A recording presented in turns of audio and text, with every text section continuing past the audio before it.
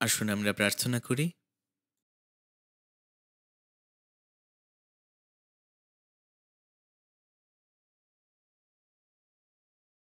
আমাদের প্রেমময় স্বর্গস্থ মঙ্গলময় পিতা, তুমি আমাদেরকে অনেক অনেক ভালোবাসো। আমরা তোমার কাছ থেকে অনেক অনেক দূরে ছিলাম। আমরা আমাদের মানসিক ইচ্ছা অনুসারে জীবনযাপন করতাম এবং জাগতিক অভিলাষে আমরা পাপের পথে ছিলাম এবং আমরা আমাদের পাপের জন্য তোমার বিচারের দায় পড়তাম। কিন্তু তোমার ভালোবাসার কারণে, তোমার দয়ার কারণে যখন আমরা তোমাকে জানতামও না, তখন প্রভু যীশু খ্রিস্ট তার আপন স্কন্ধে আমাদের সমস্ত বিচার তুলে নিলেন। আমাদের হয়ে তিনি শাস্তি ভোগ করলেন এবং তার সমস্ত শরীর থেকে বহুমূল্য রক্ত ঝরালেন এবং আমাদেরকে অনন্তকালের জন্য ধৌত করলেন, যেন আমরা আর কখনো বিচারের দায় না পড়ি। এবং এটি আমাদের ধার্মিকতার মধ্য দিয়ে হয়নি, কিন্তু তুমি আমাদেরকে বাঁচিয়েছিলে। পিতা, তোমার মহৎ অনুগ্রহের জন্য তোমাকে ধন্যবাদ দেই। আমাদের আসলে এই পৃথিবীতে বেঁচে থাকার কোনো আশাই ছিল না, কিন্তু তুমি আমাদেরকে অনন্তকালীন প্রত্যাশা দিয়েছ এবং আমাদেরকে সুযোগ করে দিয়েছ যেন আমরা আমাদের বাকি জীবনটা তোমার সন্তান হিসেবে বেঁচে থাকতে পারি। তাই তোমার দয়া এবং তোমার অনুগ্রহ, তোমার সাহায্যের জন্য তোমাকে ধন্যবাদ দেই। এমনকি এই সময় তুমি আমাদেরকে তোমার রক্তের মধ্য দিয়ে ধৌত করে এখানে একত্রিত করেছ। পিতা, তুমি আমাদেরকে দয়া করো যেন আমরা এই পবিত্র ফেলোশিপের বাধ্য হয়ে চলতে পারি। এমনকি এই সময় আমরা বিশ্বাস করছি যে তুমি আমাদের সঙ্গে রয়েছ, আমাদের মধ্যে রয়েছ। পিতা, দয়া করে তুমি আমাদের দিকে তাকাও। তোমার অনুগ্রহের হাত দিয়ে তুমি আমাদেরকে ধরে রাখো এবং পিতা, তুমি আমাদেরকে সাহায্য করো যেন আমাদের বাকি জীবনটা তোমার সন্তান রূপে, যোগ্য রূপে চলতে পারি। পবিত্র আত্মা দ্বারা তুমি আমাদেরকে ধরে রাখো এবং আমাদেরকে পরিচালনা দান করো। এবং এ সময় প্রার্থনা চাই সেই সমস্ত ব্রাদার সিস্টারদের জন্য যারা এই কঠিন পরিস্থিতির মধ্য দিয়ে তাদের বিশ্বাসকে ধরে রাখছে।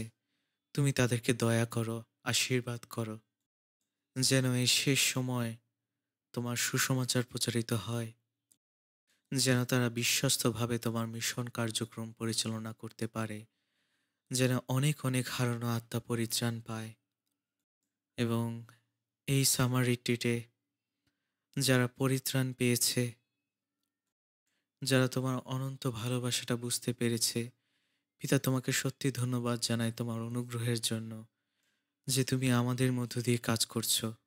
পিতা, সেই সমস্ত নতুন পরিত্রাণপ্রাপ্ত ব্রাদার সিস্টারদেরকে তুমি সাহায্য করো, তাদেরকে তুমি ধরে রাখো, যেন তারা তাদের বাকি জীবনটা বিশ্বস্ত সহকারে তোমার যোগ্য সন্তান রূপে জীবনযাপন করতে পারে। পিতা, আমাদেরকে সাহায্য করো যেন আমাদের মধ্যে একজনও বিশ্বাস থেকে সরে না যায়। পিতা, বিনতি করি তোমার কাছে, এ সময় তোমার বাক্যের মধ্য দিয়ে তুমি আমাদেরকে পরিচালনা দান করো। তোমার বাক্যের মধ্য দিয়ে তুমি প্রকাশিত হও যেন আমরা তোমার পবিত্র ইচ্ছা বুঝতে পারি এবং সেই মতো বাধ্য হতে পারি। এই প্রার্থনা প্রভু যীশু খ্রিস্টের নামে চাই। আমেন। আসুন আমরা বাইবেল খুলি। যোহন লিখিত সুসমাচার 15 অধ্যায়। যোহন লিখিত সুসমাচার 15 অধ্যায়।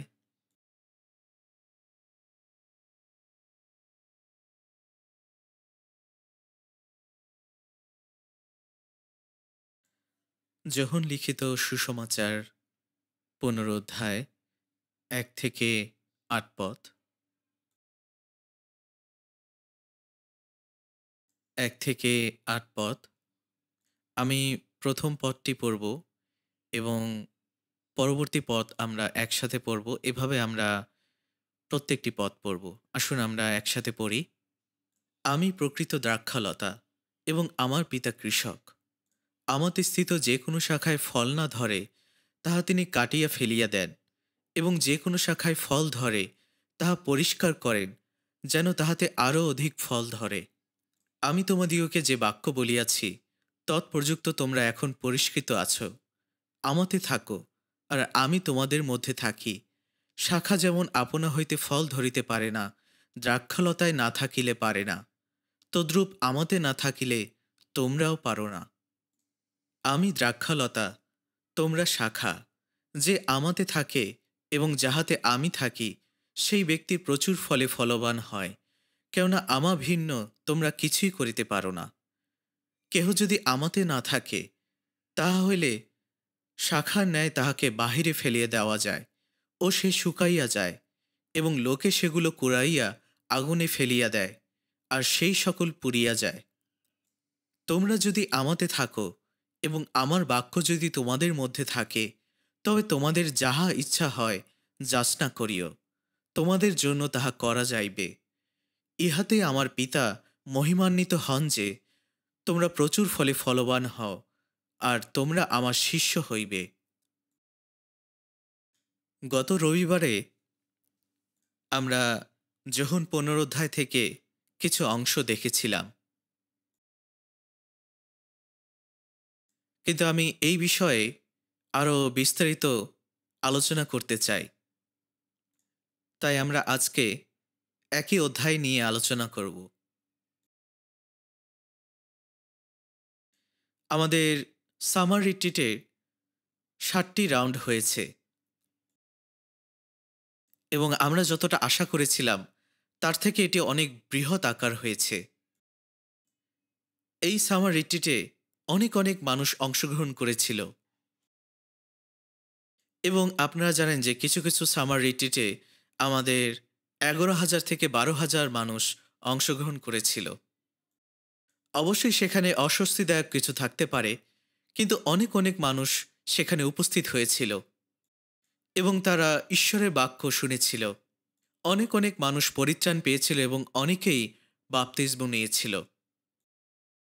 আমরা যারা পরিত্রাণ পেয়েছি, আমাদের সবথেকে গুরুত্বপূর্ণ কাজটি হল সেই সমস্ত লোকদের কাছে সুসমাচার প্রচার করা, যারা এখনো জানে না, যারা এখনো ঈশ্বরের ভালোবাসার মহৎ সুসমাচারটি পায়নি, যেন তারা ঈশ্বরের বাক্য শুনতে পারে, অনন্ত জীবন পেতে পারে এবং জীবন্ত প্রত্যাশা পেতে পারে।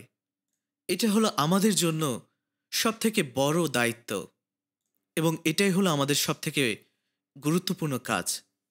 তাই আমরা যারা নতুন জন্ম পেয়েছি, আমাদেরকে অবশ্যই এটা করতে হবে, যেন অনেক হারানো আত্মা পরিত্রাণ পায়। শুধুমাত্র আমাদের বন্ধুবান্ধব নয়, আমাদের আত্মীয় স্বজন নয়, কিন্তু অন্যেরাও যেন পরিত্রাণ পায়। তাই আমাদেরকে ঈশ্বরের কাজের জন্য আরও অনেক বেশি প্রাণপণ করতে হবে। এফেসীয় 3 অধ্যায় 20 পদে বলা হয়েছে, পরন্তু যে শক্তি আমাদের মধ্যে কার্য সাধন করে, সেই শক্তি অনুসারে যিনি আমাদের সমস্ত যাচনা ও চিন্তার অতিরিক্ত কর্ম করিতে পারেন। তাই যখন আমরা ঈশ্বরের কাজ করি এবং আমরা একত্রিত হই, সুসমাচার প্রচার করি, তখন ঈশ্বর আমাদের মধ্য দিয়ে কাজ করেন। তাই যারা পাপের জন্য হারিয়ে গিয়েছে, তারা যেন পরিত্রাণ পায় সুসমাচার প্রচারের মধ্য দিয়ে। এটাই হলো ঈশ্বরের শক্তি, এবং কখনো কখনো এটা আমাদের চিন্তার বাইরেও ঘটে থাকে, যেটা আমরা কখনো কল্পনাও করিনি অথবা কখনো আশাও করিনি। ঈশ্বর আমাদের সমস্ত যাচনা ও চিন্তার অতিরিক্ত কর্ম করতে পারেন। এবং আমরা দেখেছি এই রিট্রিটেও আমরা যতটা আশা করেছিলাম তার থেকে অনেক অনেক বেশি মানুষ পরিত্রাণ পেয়েছিল। এই পরিত্রাণ পাওয়ার বিষয়টি সম্পূর্ণভাবে ঈশ্বরের শক্তি অনুসারেই হয়েছে, এবং আমরা এটা জেনেছি যে পরিত্রাণ পাওয়ার পরেই এটা আসলে শেষ নয়। আমাদের জীবনে পরিত্রাণ হলো খ্রিস্টিয়ান জীবনের শুরু। যখন কেউ জন্ম নেয়, তখন সে এই জগতে জন্ম নেয়, এবং একজন নবজাতক শিশুর জন্য তার বৃদ্ধি পাওয়া প্রয়োজন, যেন সে শারীরিকভাবে এবং মানসিকভাবে বেড়ে উঠতে পারে, যেন তার মধ্যে একটি ব্যক্তিত্ব তৈরি হয় এবং তার সম্পর্কগুলো গড়ে ওঠে, যেন সে দিনের পর দিন আরও বেশি পরিপক্ক হয়ে উঠতে পারে।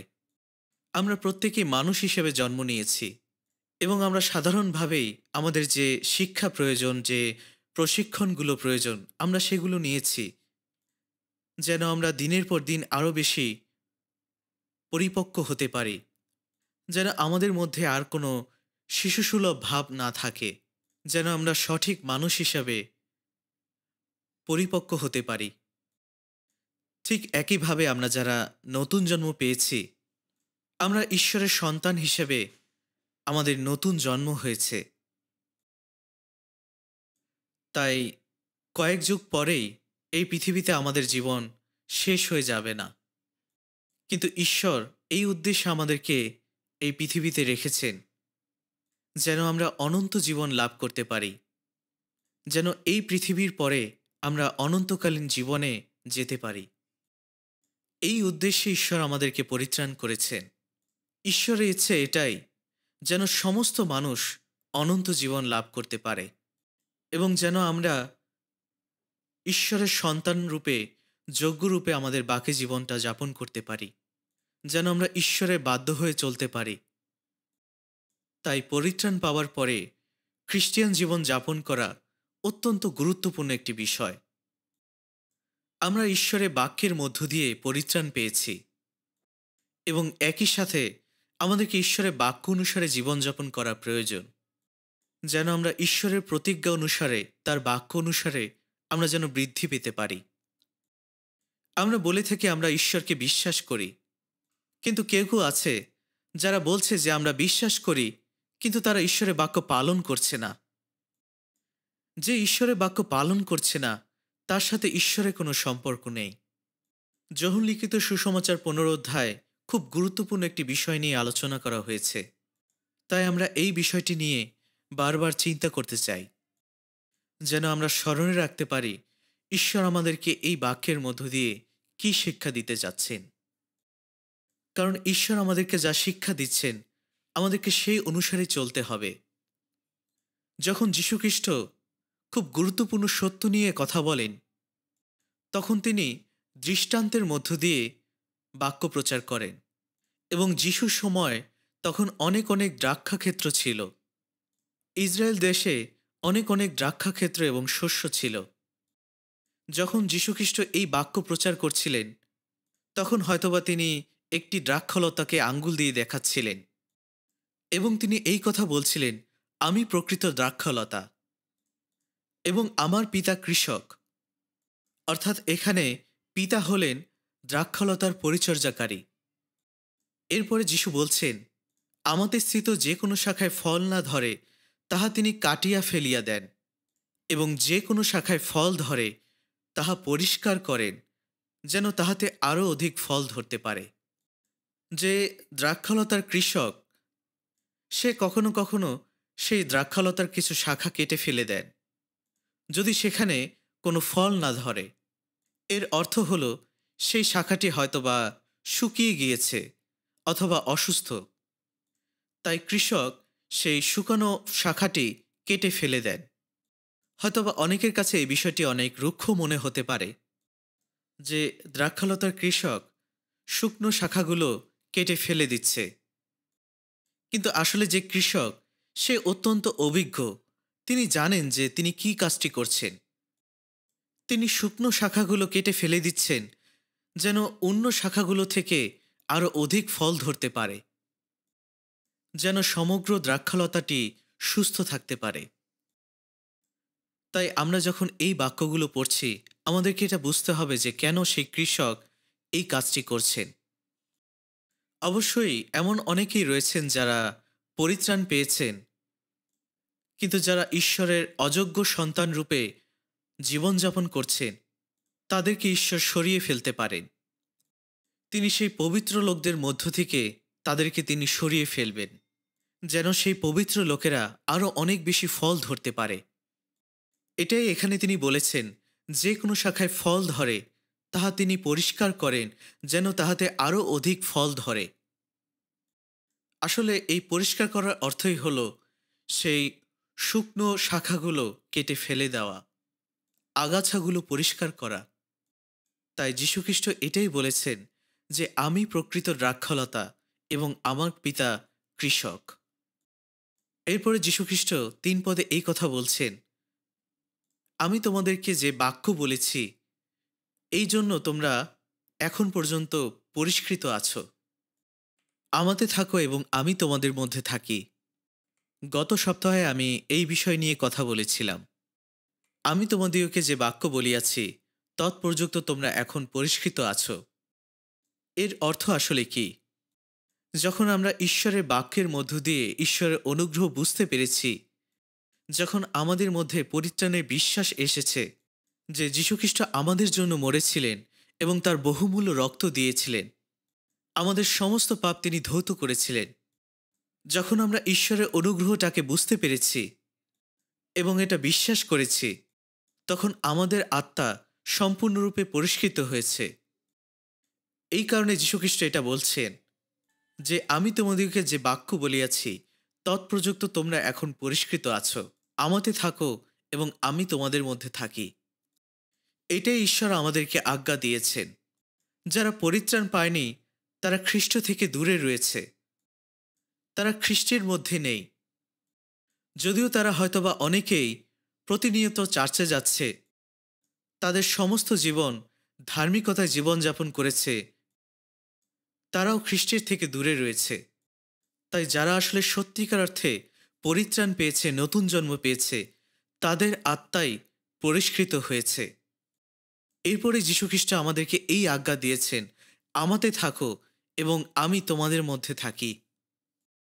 যীশু আমাদেরকে এই আজ্ঞা দিচ্ছেন যেন আমরা তার মধ্যে থাকতে পারি, এবং তিনি এই প্রতিজ্ঞা করেছেন তিনি আমাদের মধ্যে থাকবেন যদি আমরা তার মধ্যে থাকি। লোহাকে যখন আগুনের মধ্যে ফেলে দেওয়া হয় তখন তা উত্তপ্ত হয়ে লাল হয়ে যায়, তখন সেই লোহা এবং আগুন এক হয়ে যায়। তাই শুধুমাত্র যে আমরা যিশুর মধ্যে প্রবেশ করি তা নয়, কিন্তু তিনি আমাদের মধ্যে থাকেন এবং আমরা তার কাছ থেকে একেবারেই আলাদা হতে পারি না।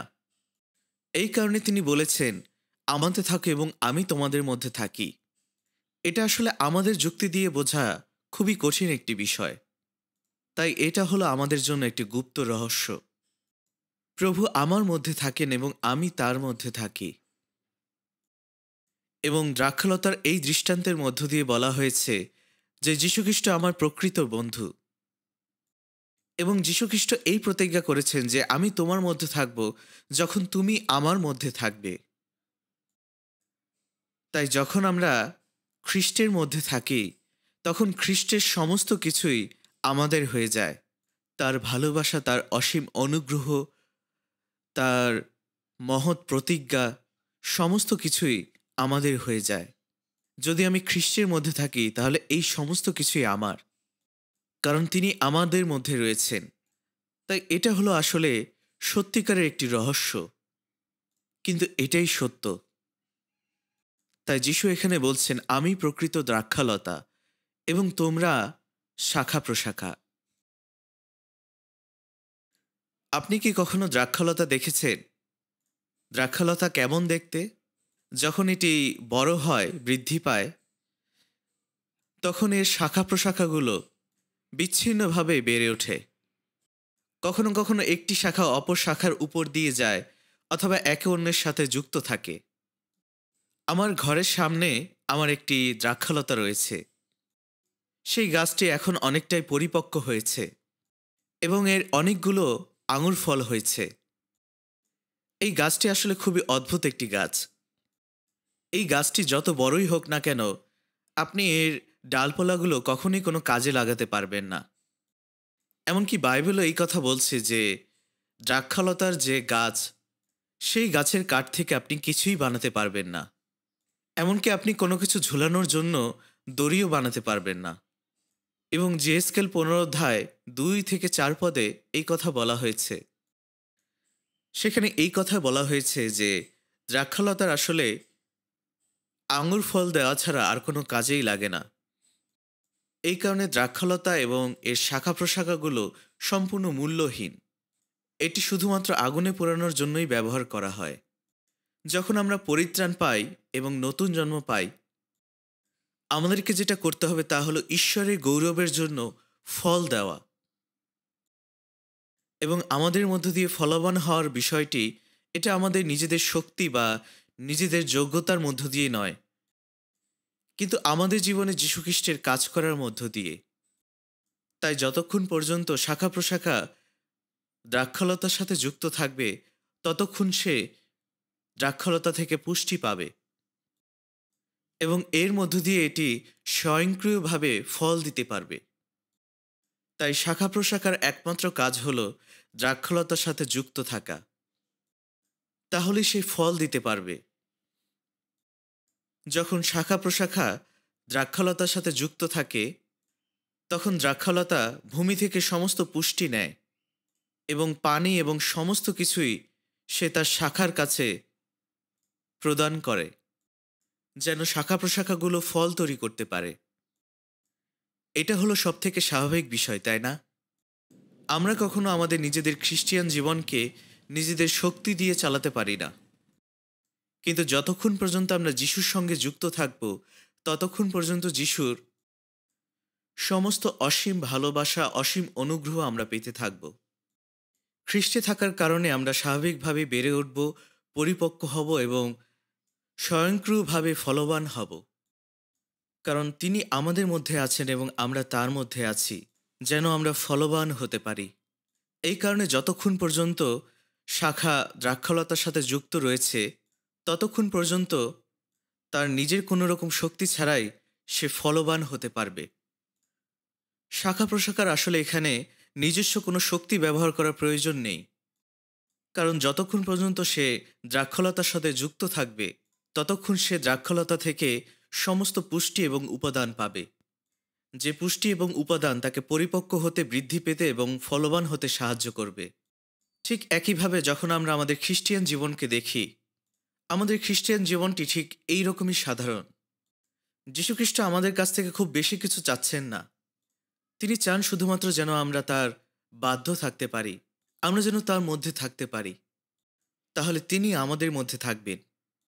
এখানে তিনি যে দৃষ্টান্তটি দিয়েছেন, ঠিক এরকম আরেকটি দৃষ্টান্ত তিনি দিয়েছেন। যদি আমরা প্রথম করিন্থী দেখি, প্রথম করিন্থীয় 12 অধ্যায়,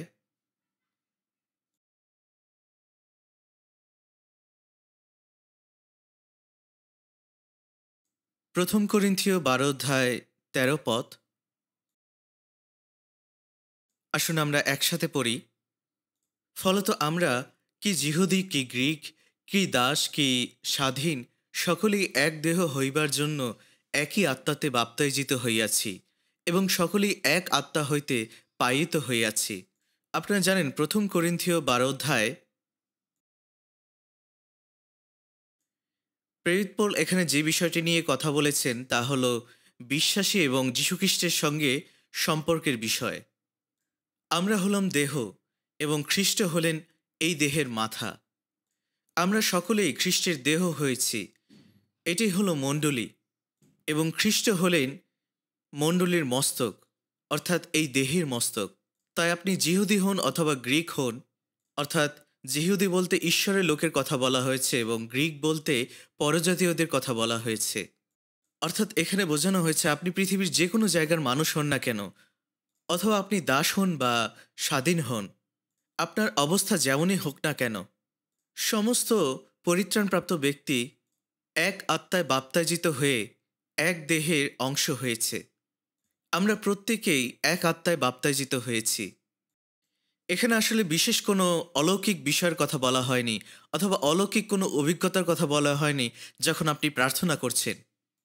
সমস্ত নতুন জন্মপ্রাপ্ত খ্রিস্টিয়ান তারা প্রত্যেকেই পবিত্র আত্মা দ্বারা বাপ্তায়জিত হয়েছে। যখন আমরা নতুন জন্ম পেয়েছি, তখন আমরা পবিত্র আত্মার মধ্য দিয়ে বাপ্তায়জিত হয়েছি। অনেকে এটা বলে থাকে যে আমি পরিত্রাণ পেয়েছিলাম এবং এরপরে আমি যখন প্রার্থনা করলাম, তখন পবিত্র আত্মা দ্বারা আমি বাপ্তায়জিত হলাম এবং আমি শক্তি পেলাম। এটা আসলে সত্য বিষয় নয়। যেই দিনে আমরা পরিত্রাণ পেয়েছি, যেই দিনে আমরা সুসমাচারকে বিশ্বাস করেছি, গ্রহণ করেছি, সেই দিনে মূলত পবিত্র আত্মায় আমাদেরকে সাহায্য করেছিল বিশ্বাস করতে এবং ঈশ্বরের বাক্য বুঝতে। তাই সেই দিনে আমরা পবিত্র আত্মা দ্বারা বাপ্তায়জিত হয়েছি এবং আমরা খ্রিস্টের দেহের অংশ হয়েছি।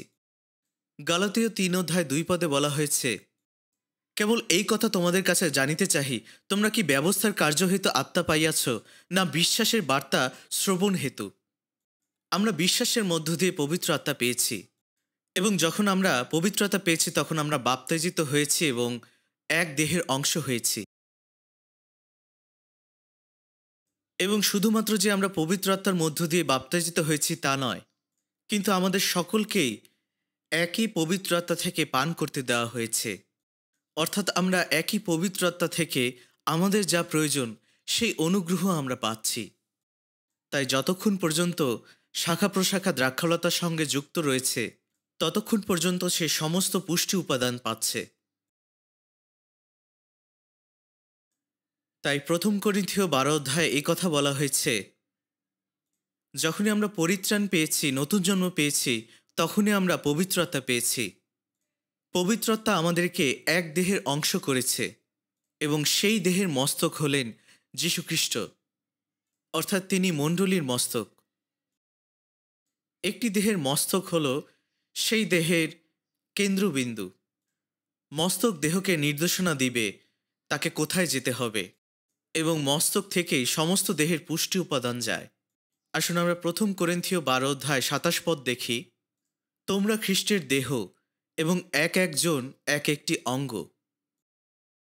এখানে মূলত নতুন জন্মপ্রাপ্ত খ্রিস্টিয়ানদের কথা বলা হয়েছে। আপনারা হলেন খ্রিস্টের দেহ। আমরা খ্রিস্টের দেহ এবং আমরা প্রত্যেকেই এক একটি অঙ্গ প্রত্যঙ্গ। আপনারা জানেন যে একটি দেহের অনেকগুলো অঙ্গ প্রত্যঙ্গ রয়েছে, যেমন চোখ, নাক, মুখ, হাত এবং পা রয়েছে, এবং দেহের ভিতরে অভ্যন্তরীণ অনেক অঙ্গ প্রত্যঙ্গ রয়েছে, এবং এই সমস্ত অঙ্গ প্রত্যঙ্গ মিলে একটি দেহ গঠিত হয়। ঠিক একইভাবে যখন আমরা নতুন জন্ম পাই, আমরা পবিত্র আত্মা দ্বারা বাপ্তাজিত হই এবং খ্রিস্টের দেহের অংশ হয়ে যাই। তাই আমরা হলাম খ্রিস্টের দেহের সমস্ত অঙ্গের বিভিন্ন অঙ্গ প্রত্যঙ্গ, এবং খ্রিস্ট হলেন সেই দেহের মস্তক। তাই ১ করিন্থীয় ১২ অধ্যায় আমাদেরকে এই শিক্ষা দিচ্ছে যে একটি দেহের অনেকগুলো অঙ্গ প্রত্যঙ্গ রয়েছে এবং আমরা এক আত্মায়, পবিত্র আত্মায় বাপ্তাজিত হয়ে সেই দেহের অংশ হয়েছি। একটি দেহের এক একটি অঙ্গ প্রত্যঙ্গের এক একটি দায়িত্ব এবং কর্তব্য রয়েছে, এবং আমি এ সময় সেই বিষয় নিয়ে সারমন দিতে চাচ্ছি না, সেই আলাদা আলাদা দায়িত্ব কর্তব্যের বিষয়ে। কিন্তু আমি এখানে এটাই বলতে চাচ্ছি যে আমরা প্রত্যেকেই আলাদা আলাদা শাখা প্রশাখা। আমরা প্রত্যেকেই খ্রিস্টের দেহের এক একটি অঙ্গ প্রত্যঙ্গ, এবং এই অঙ্গ প্রত্যঙ্গগুলো দেহের সঙ্গে এবং মাথার সঙ্গে যুক্ত রয়েছে। আসুন আমরা যোহন ১৪ অধ্যায়ে যাই। যোহন লিখিত সুসমাচার ১৪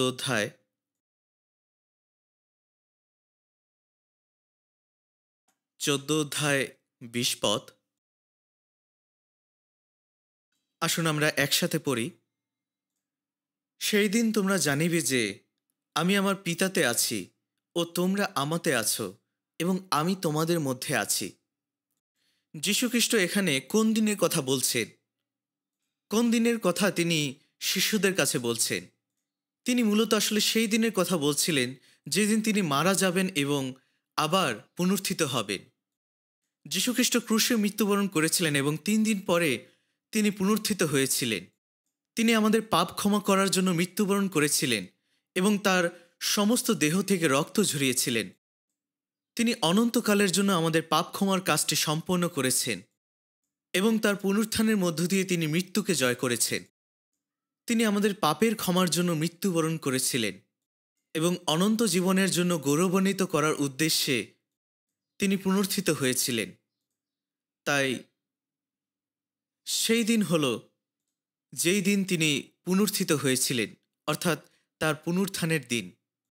এখানে তিনি বলছেন, সেই দিন তোমরা জানিবে যে আমি আমার পিতাতে আছি ও তোমরা আমাতে আছো এবং আমি তোমাদের মধ্যে আছি। প্রভু আমার মধ্যে আছেন এবং আমি প্রভুর মধ্যে রয়েছি। এটা হয়তোবা আমাদের জন্য বোঝা একটু কষ্টকর হতে পারে যে আমরা খ্রিস্টের সঙ্গে এক হয়েছি। যারা নতুন জন্ম পেয়েছে তাদেরকে খ্রিস্টের কাছ থেকে আলাদা করা যায় না। ঠিক যেমনটা আপনি শাখা প্রশাখাকে দ্রাক্ষালতার কাছ থেকে আলাদা করতে পারেন না। দ্রাক্ষালতার ফল দেওয়া প্রয়োজন, কিন্তু যদি শাখা প্রশাখা দ্রাক্ষালতার কাছ থেকে আলাদা হয়ে যায় তাহলে শাখা প্রশাখা সে নিজে নিজে কোনো ফল ধরতে পারে না। শুধুমাত্র যখন শাখা প্রশাখা দ্রাক্ষলতার সঙ্গে যুক্ত থাকে, তখনই শুধুমাত্র তার থেকে পুষ্টি উপাদান পেতে পারে, যেন সে ফলবান হতে পারে।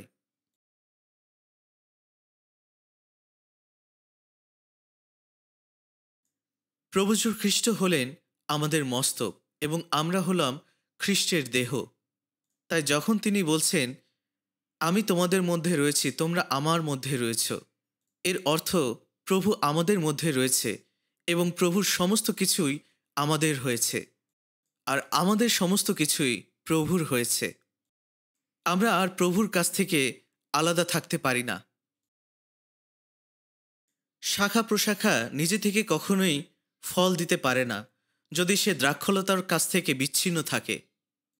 ঠিক একইভাবে দ্রাক্ষলতাও নিজে থেকে কোনো ফল উৎপাদন করতে পারে না যদি তার কোনো শাখা প্রশাখা না থাকে, কারণ এই ফলগুলো উৎপন্নই হয় শাখা প্রশাখার মধ্য দিয়ে।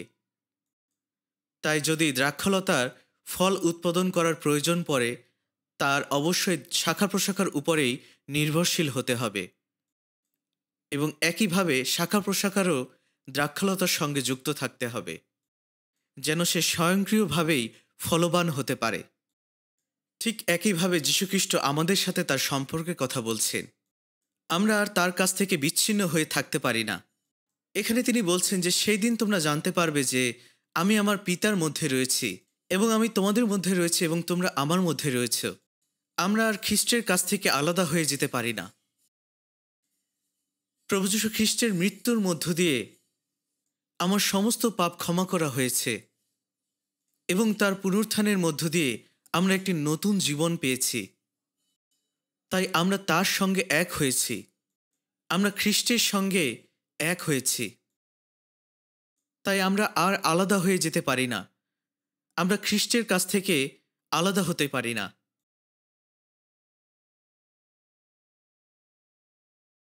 আসুন আমরা ২ করিন্থীয় ৬ অধ্যায় দেখি।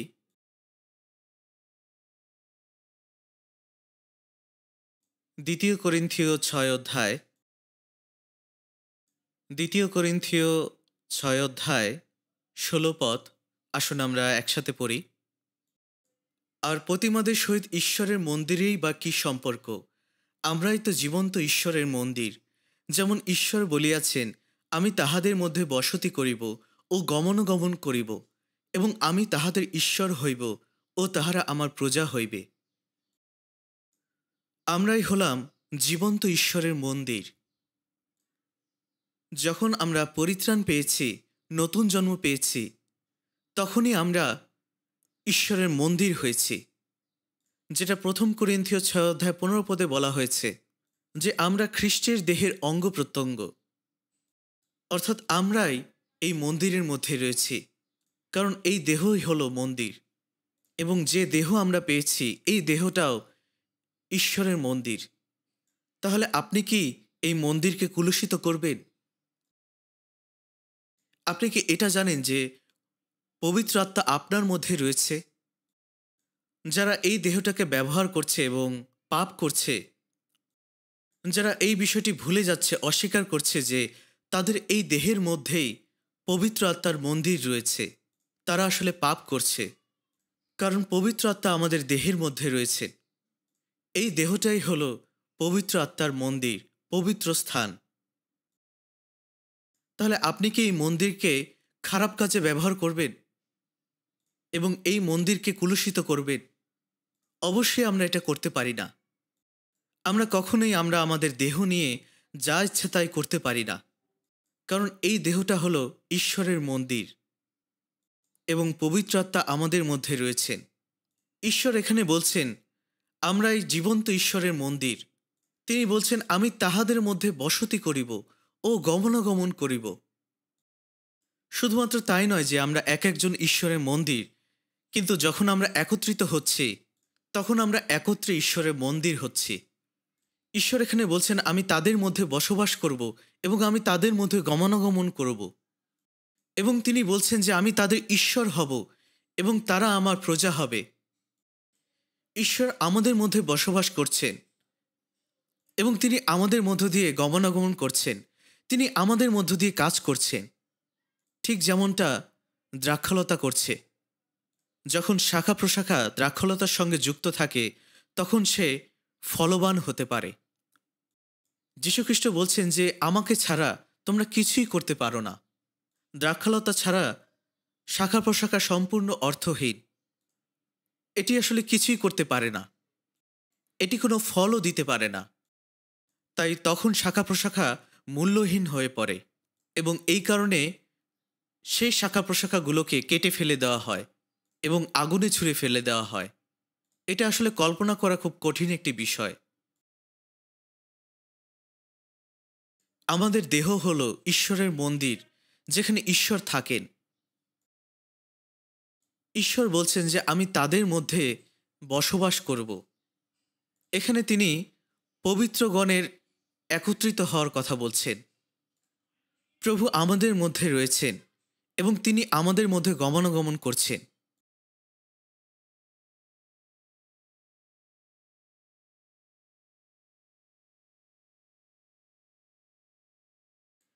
তাই আমাদের সাথে প্রভু যীশু খ্রিস্টের সম্পর্ক হল পরিত্রাণ পাবার পরে এটা আসলে একটি রহস্যময় সম্পর্ক। আসুন আমরা ১ করিন্থীয় ১২ অধ্যায় ২৭ পদে দেখি। ১ করিন্থীয় ১২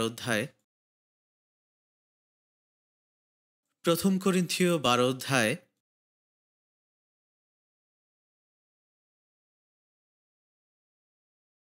২৭ পদ।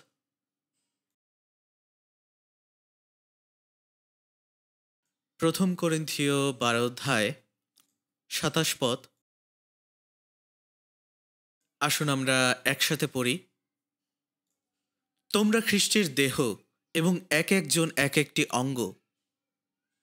যখন আমরা একত্রিত হই তখন আমরা একটি সম্পূর্ণ দেহ তৈরি করি এবং প্রত্যেকে আমরা এক একটি অঙ্গ। আমাদের মধ্যে কেউ কেউ রয়েছেন যারা চোখ হিসাবে রয়েছেন, অথবা মুখ, অথবা হাত, অথবা পা। কিন্তু প্রত্যেকটি অঙ্গ প্রত্যঙ্গ মাথা যেটা বলছে সেটাই করছে। প্রত্যেকটি অঙ্গ প্রত্যঙ্গ মাথার নির্দেশ অনুসারেই সমস্ত কিছু করছে।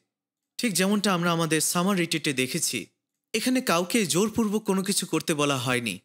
কিন্তু তবুও আমাদের ব্রাদার সিস্টারেরা তারা সূর্যের তাপের মধ্যে ঘামাচ্ছে, তারা তাদের সর্বোচ্চ দিয়ে পরিচর্যা দেওয়ার চেষ্টা করছে, তারা থালা বাসন ধুচ্ছে, অন্য লোকদের পরিচর্যা দিচ্ছে এবং কোনো কোনো ব্রাদার সিস্টার ঘুমাচ্ছে না, তারা সমস্ত রাত জেগে পাহারা দিচ্ছে, সিকিউরিটি গার্ডের কাজ করছে। তারা প্রত্যেকে এক হয়ে এক একটি দেহের অঙ্গ প্রত্যঙ্গের মতো কাজ করছে এবং কেউ এটা করার জন্য আমাদের ব্রাদার সিস্টারদেরকে কোনো রকম জোর করছে না। তারা তাদের স্বাধীন ইচ্ছা থেকে এই কাজগুলো করছে। যদি আমরা ১ করিন্থীয় ১২ অধ্যায় দেখি, সেখানে এক একটি অঙ্গের এক একটি কাজের কথা বলা হয়েছে। তাই আমরা যা করতে পারি সেটাই আমাদের করা প্রয়োজন। এটা আসলে কঠিনভাবে ভাবার কোনো বিষয় নয়। আমরা প্রত্যেকেই ইভাঞ্জেলিস্ট বা পাস্টর হতে পারি না। আমরা চাইলেই মণ্ডলীর বিশেষ কাজগুলো করতে পারি না। কিন্তু মণ্ডলীতে এমন কিছু কাজ রয়েছে যেটা আমরা একা একা করতে পারি না। তাই আমাদেরকে সেই কাজগুলো বিশ্বস্ত সহকারে করতে হবে। সেটা হলরুম থেকে ডাস্টবিন তোলা হোক অথবা বাথরুম ক্লিন করা হোক। আমরা আমাদের সাধ্য মতন, আমাদের শক্তি অনুযায়ী আমরা যে কাজগুলো করতে পারি তাই আমরা বিশ্বস্তভাবে করতে চাই। যদি আমরা সেই কাজগুলো করি তখন আমরা আসলে দেহের অঙ্গ প্রত্যঙ্গ হিসাবে সেই কাজগুলো করছি। আমরা জানি যে প্রয়তিক মণ্ডলীতে সেখানে প্রেরিতগণ ছিলেন, ভাববাদী ছিলেন এবং শিক্ষক ছিলেন। তারা বিভিন্ন আশ্চর্য কাজ করতেন এবং পরভাষায় কথা বলতেন। অবশ্যই প্রয়তিক মণ্ডলীতে এই ধরনের পদগুলো ছিল। সেই সময় এই ধরনের পদগুলোর অস্তিত্ব ছিল, কিন্তু এখন আমাদের সময় এগুলোর প্রয়োজন নেই। কিন্তু আমাদের প্রত্যেকেই ব্যক্তিগতভাবে আমাদের কাজ রয়েছে, কারণ আমরা প্রত্যেকেই খ্রিস্টের দেহের অঙ্গ। যদি আপনি এটা মনে করেন যে আমার আসলে কোনো কিছুই করার নেই, তাহলে আপনি যদি চারিদিকে তাকান, আপনি কোনো না কিছু খুঁজে পাবেন যেটা আপনি প্রভুর জন্য করতে পারেন। এবং যদি আপনি এটা করে থাকেন তাহলে ঈশ্বর আপনাকে প্রতিনিয়ত প্রজ্ঞা দেবেন এবং আপনাকে আরও শক্তিশালী করবেন। এবং খ্রিস্টের দেহের অংশ হিসাবে আমরা প্রত্যেকেই দেহের সাথে যুক্ত রয়েছি, আমাদের মস্তকের সঙ্গে যুক্ত রয়েছি। তাই আমরা প্রতিনিয়ত বৃদ্ধি পাব, আমরা বিশ্বাসে বৃদ্ধি পাব। তাই আমাদেরকে অবশ্যই মাথার ইচ্ছা অনুযায়ী বাধ্য হয়ে চলতে হবে। যখন 1:16 বলা হয়েছে, কারণ তাহার পূর্ণতা হইতে আমরা সকলে পাইয়াছি, আর অনুগ্রহের উপরে অনুগ্রহ পাইয়াছি। আমরা খ্রিস্টের সমস্ত পূর্ণতা পেয়েছি এবং প্রতিনিয়ত তার সেই পূর্ণতা আমরা গ্রহণ করছি। আমরা অনুগ্রহের উপরে অনুগ্রহ পাচ্ছি। আমরা যে শুধুমাত্র মহৎ অনুগ্রহ পেয়েছি তা নয়, আমরা প্রতিনিয়ত অনুগ্রহ পাচ্ছি। যখন 10:10 বলা হয়েছে, আমি আসিয়াছি যেন তাহারা জীবন পায় ও উপচয় পায়। আমরা জীবন পেয়েছি, আমরা নতুন জন্ম পেয়েছি এবং প্রভু যীশু খ্রিস্ট আমাদেরকে আরও বেশি জীবনের উপচয় দিতে চাচ্ছেন। এটা এমন নয় যে আমরা একবারই অনুগ্রহ পেয়েছি এবং এটাই শেষ, কিন্তু প্রভু যীশু খ্রিস্ট প্রতিনিয়ত তিনি আমাদেরকে অনুগ্রহ দান করছেন, তার জীবনের সমস্ত পূর্ণতা আমাদের জন্য ঢেলে দিচ্ছেন। তাই খ্রিস্টের দেহের অঙ্গ হিসেবে আমাদেরকে একত্রিত হওয়া প্রয়োজন, আমাদেরকে সহভাগিতার মধ্যে থাকা প্রয়োজন, যেন আমরা তার পূর্ণতা গ্রহণ করতে পারি, যেন আমরা তার জীবন, তার ভালোবাসা, তার শক্তি, তার প্রজ্ঞা এবং তার পূর্ণতা আমরা গ্রহণ করতে পারি। কারণ এটাই হলো ঈশ্বরের ইচ্ছা, যেন আমরা ফলবান হতে পারি। আর এটাই হলো সত্যিকারের মণ্ডলী। এই মণ্ডলীর জন্য ঈশ্বর আকাঙ্ক্ষা করছেন।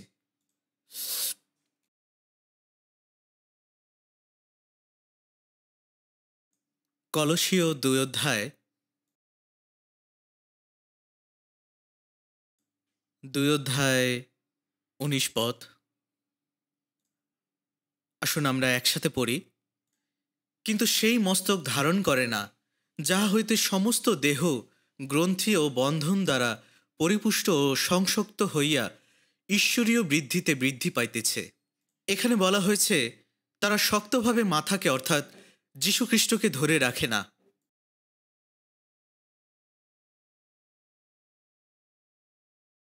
অর্থাৎ আমাদেরকে আমাদের মাথাকে শক্তভাবে ধরে রাখতে হবে। যদি এই দেহ খ্রিস্টের মণ্ডলী হয় এবং খ্রিস্ট যদি এই দেহের মস্তক হন, তাহলে যীশুখ্রিস্ট তার ইচ্ছা তার দেহের কাছে জানাচ্ছেন। যদি সেই দেহ তার ইচ্ছা অনুসারে না চলে, অথবা একটি অঙ্গ সেই দেহের ইচ্ছা অনুসারে না চলে, এর অর্থ হল সে মাথার প্রতি অর্থাৎ খ্রিস্টের প্রতি বাধ্য নন। তাই আমাদেরকে সেই মাথাকে ধারণ করতে হবে। যদি আমরা মাথার সাথে যুক্ত থাকি, আমরা যদি খ্রিস্টের মাথাকে ধারণ করি, তাহলে আমরা বাধ্যতায় জীবনযাপন করছি। এর অর্থ মাথার ইচ্ছা অনুসারেই দেহ পরিচালিত হচ্ছে। আর যারা ঈশ্বরের ইচ্ছা অনুসারে জীবনযাপন করছে না, তারা আসলে মাথাকে তাদের জীবনে শক্তভাবে ধরে রাখছে না। তারা খ্রিস্টের কাছ থেকে দূরে সরে গিয়েছে। বিষয়টি অনেকটা এমন যে মাথা চাচ্ছে ডানে যেতে, কিন্তু পা চাচ্ছে বামে যেতে। তাহলে সেই অঙ্গ প্রত্যঙ্গের কারণে সে দেহটা কেমন হয়ে গেল। তাই যে অঙ্গ প্রত্যঙ্গ সেই মস্তককে ধারণ না করছে, তাহলে সেই অঙ্গ প্রত্যঙ্গগুলো অর্থাৎ সেই মানুষগুলো ঈশ্বরের ইচ্ছা কখনো পালন করতে পারবে না। এখানে বলা হয়েছে সেই মাথার মধ্য দিয়ে সমস্ত দেহে সমস্ত পুষ্টি উপাদান পৌঁছে যায়। যে মাথার পরিচালনায় সমস্ত দেহ গ্রন্থি ও বন্ধন দ্বারা পরিপুষ্ট ও সংযুক্ত হয়। আমাদের দেহের সমস্ত জায়গায় মাথা থেকে আমরা পুষ্টি উপাদান পাই। আমাদের দেহের সমস্ত হাড়, মাংস, গ্রন্থি ও বন্ধনগুলোতে সমস্ত পুষ্টি উপাদানগুলো পৌঁছে যায়। আপনারা হয়তোবা জেনে থাকবেন যে ব্রেইনের মধ্যে একটি গ্রন্থি রয়েছে যেটার নাম পিটুইটারি গ্রন্থি, এবং সেখান থেকে গ্রোথ হরমোন বের হয়, যেটা সমস্ত দেহের মধ্যে চলে যায়। অনেক অনেক বছর আগে আমি একটি মণ্ডলীতে পাস্টর হিসেবে ছিলাম। সেখানে একজন ব্রাদার ছিল যার মাথাটা স্বাভাবিক মানুষের মতনই ছিল, কিন্তু তার দেহটা অস্বাভাবিকভাবে শুকনো ছিল। আমি তাকে প্রশ্ন করেছিলাম, তোমার কেন এই অবস্থা হয়েছে? তখন সে বলেছিল, যখন আমার একটা রোগের সার্জারি করা হয়েছিল, তখন ডক্টর ভুল করে আমার পিটুইটারি গ্ল্যান্ডটি কেটে ফেলেন, যার কারণে আমার মস্তিষ্কের সাথে আমার দেহের সংযোগ বিচ্ছিন্ন হয়। আমার দেহ তখন মস্তিষ্ক থেকে কোনো গ্রোথ হরমোন পাচ্ছিল না। এই কারণে তার দেহটা একটি শিশুর দেহ হয়ে গিয়েছে, কিন্তু তার মাথাটা পরিপক্ক মানুষের মতো বড় হয়েছে, কারণ তার মাথা থেকে সেই গ্রোথ হরমোনগুলো তার সমস্ত শরীরে পৌঁছায়নি। আর এখানে এই বিষয়টি বলা হয়েছে যে মস্তক থেকেই সমস্ত শরীরে হাড়, মাংস এবং গ্রন্থি ও বন্ধনগুলোতে সমস্ত পুষ্টি উপাদান পৌঁছায়। ঠিক একইভাবে ঈশ্বরের অনুগ্রহ আমাদের কাছে পৌঁছায় এবং আমাদের মধ্য দিয়ে তা পৌঁছায়। আমরা যখন মণ্ডলীতে আসি, আমাদের ব্রাদার সিস্টারদের মধ্য দিয়ে আমরা সেই ঈশ্বরের অনুগ্রহ পাই। তাই আমরা যখন একত্রিত হই, তখন আমরা একটি দেহ হিসাবে বৃদ্ধি পাই। যদি এমনটি হয় যে ডান হাতটি বৃদ্ধি পাচ্ছে কিন্তু বাম হাতটি শুকিয়ে গেছে, তাহলে এটি অনেক অদ্ভুত একটি বিষয়। আমাদেরকে একই সঙ্গে বৃদ্ধি পেতে হবে। দেহের ভারসাম্য রক্ষা করার জন্য সমস্ত দেহকে একই সঙ্গে বৃদ্ধি পেতে হবে, একই সঙ্গে পরিপক্ক হতে হবে। তাই আমরা আমাদের ব্রাদার সিস্টারদের কারণেই একে অন্যে বৃদ্ধি পাই। আমরা একত্রিত হই আমাদের ব্রাদার সিস্টারদের জন্যই, এবং তারাই আমাদেরকে বৃদ্ধি দান করছে, যেটা ঈশ্বরের কাছ থেকেই আসছে। ঈশ্বর আমাদেরকে একজন একজন করে সরাসরি বৃদ্ধি প্রদান করছেন না, কিন্তু যখন আমরা বিশ্বাসে সকলে একত্রিত হই, তখন আমরা সেই পুষ্টি উপাদান পাই। তাই ঈশ্বরের ইচ্ছা, ঈশ্বরের সেই বৃদ্ধি, ঈশ্বরের সেই পুষ্টি আমরা পাই যখন আমরা একত্রিত হই, যখন আমরা ব্রাদার সিস্টাররা এক হই। তাহলে এটা মণ্ডলীর জন্য কতটা গুরুত্বপূর্ণ একটি বিষয় যখন আমরা খ্রিস্টের মণ্ডলী হই, কারণ আমরা প্রত্যেকেই এক একটি অঙ্গ প্রত্যঙ্গ, এবং আমরা প্রত্যেকেই এই অঙ্গ হিসাবে মণ্ডলীর সঙ্গে যুক্ত হয়েছি। এটাই হলো তার মণ্ডলীর জন্য ঈশ্বরের ডিজাইন। তাই আমাদের ভালোবাসার ব্রাদার সিস্টারদের জন্য আমাদেরকে সহভাগিতায় এক হতে হবে, আমাদের এক ভালোবাসায় এক হৃদয় হতে হবে। যখন আমরা এটা পূর্ণ করব, তখন আমরা বিশ্বাসে একসাথে বৃদ্ধি পাব এবং আমরা ঈশ্বরের গৌরবের জন্য ফলবান হতে পারব। আসুন আমরা মথি 5 অধ্যায় 48 পদ দেখি। মথি লিখিত সুসমাচার 5 অধ্যায় 48 পদ।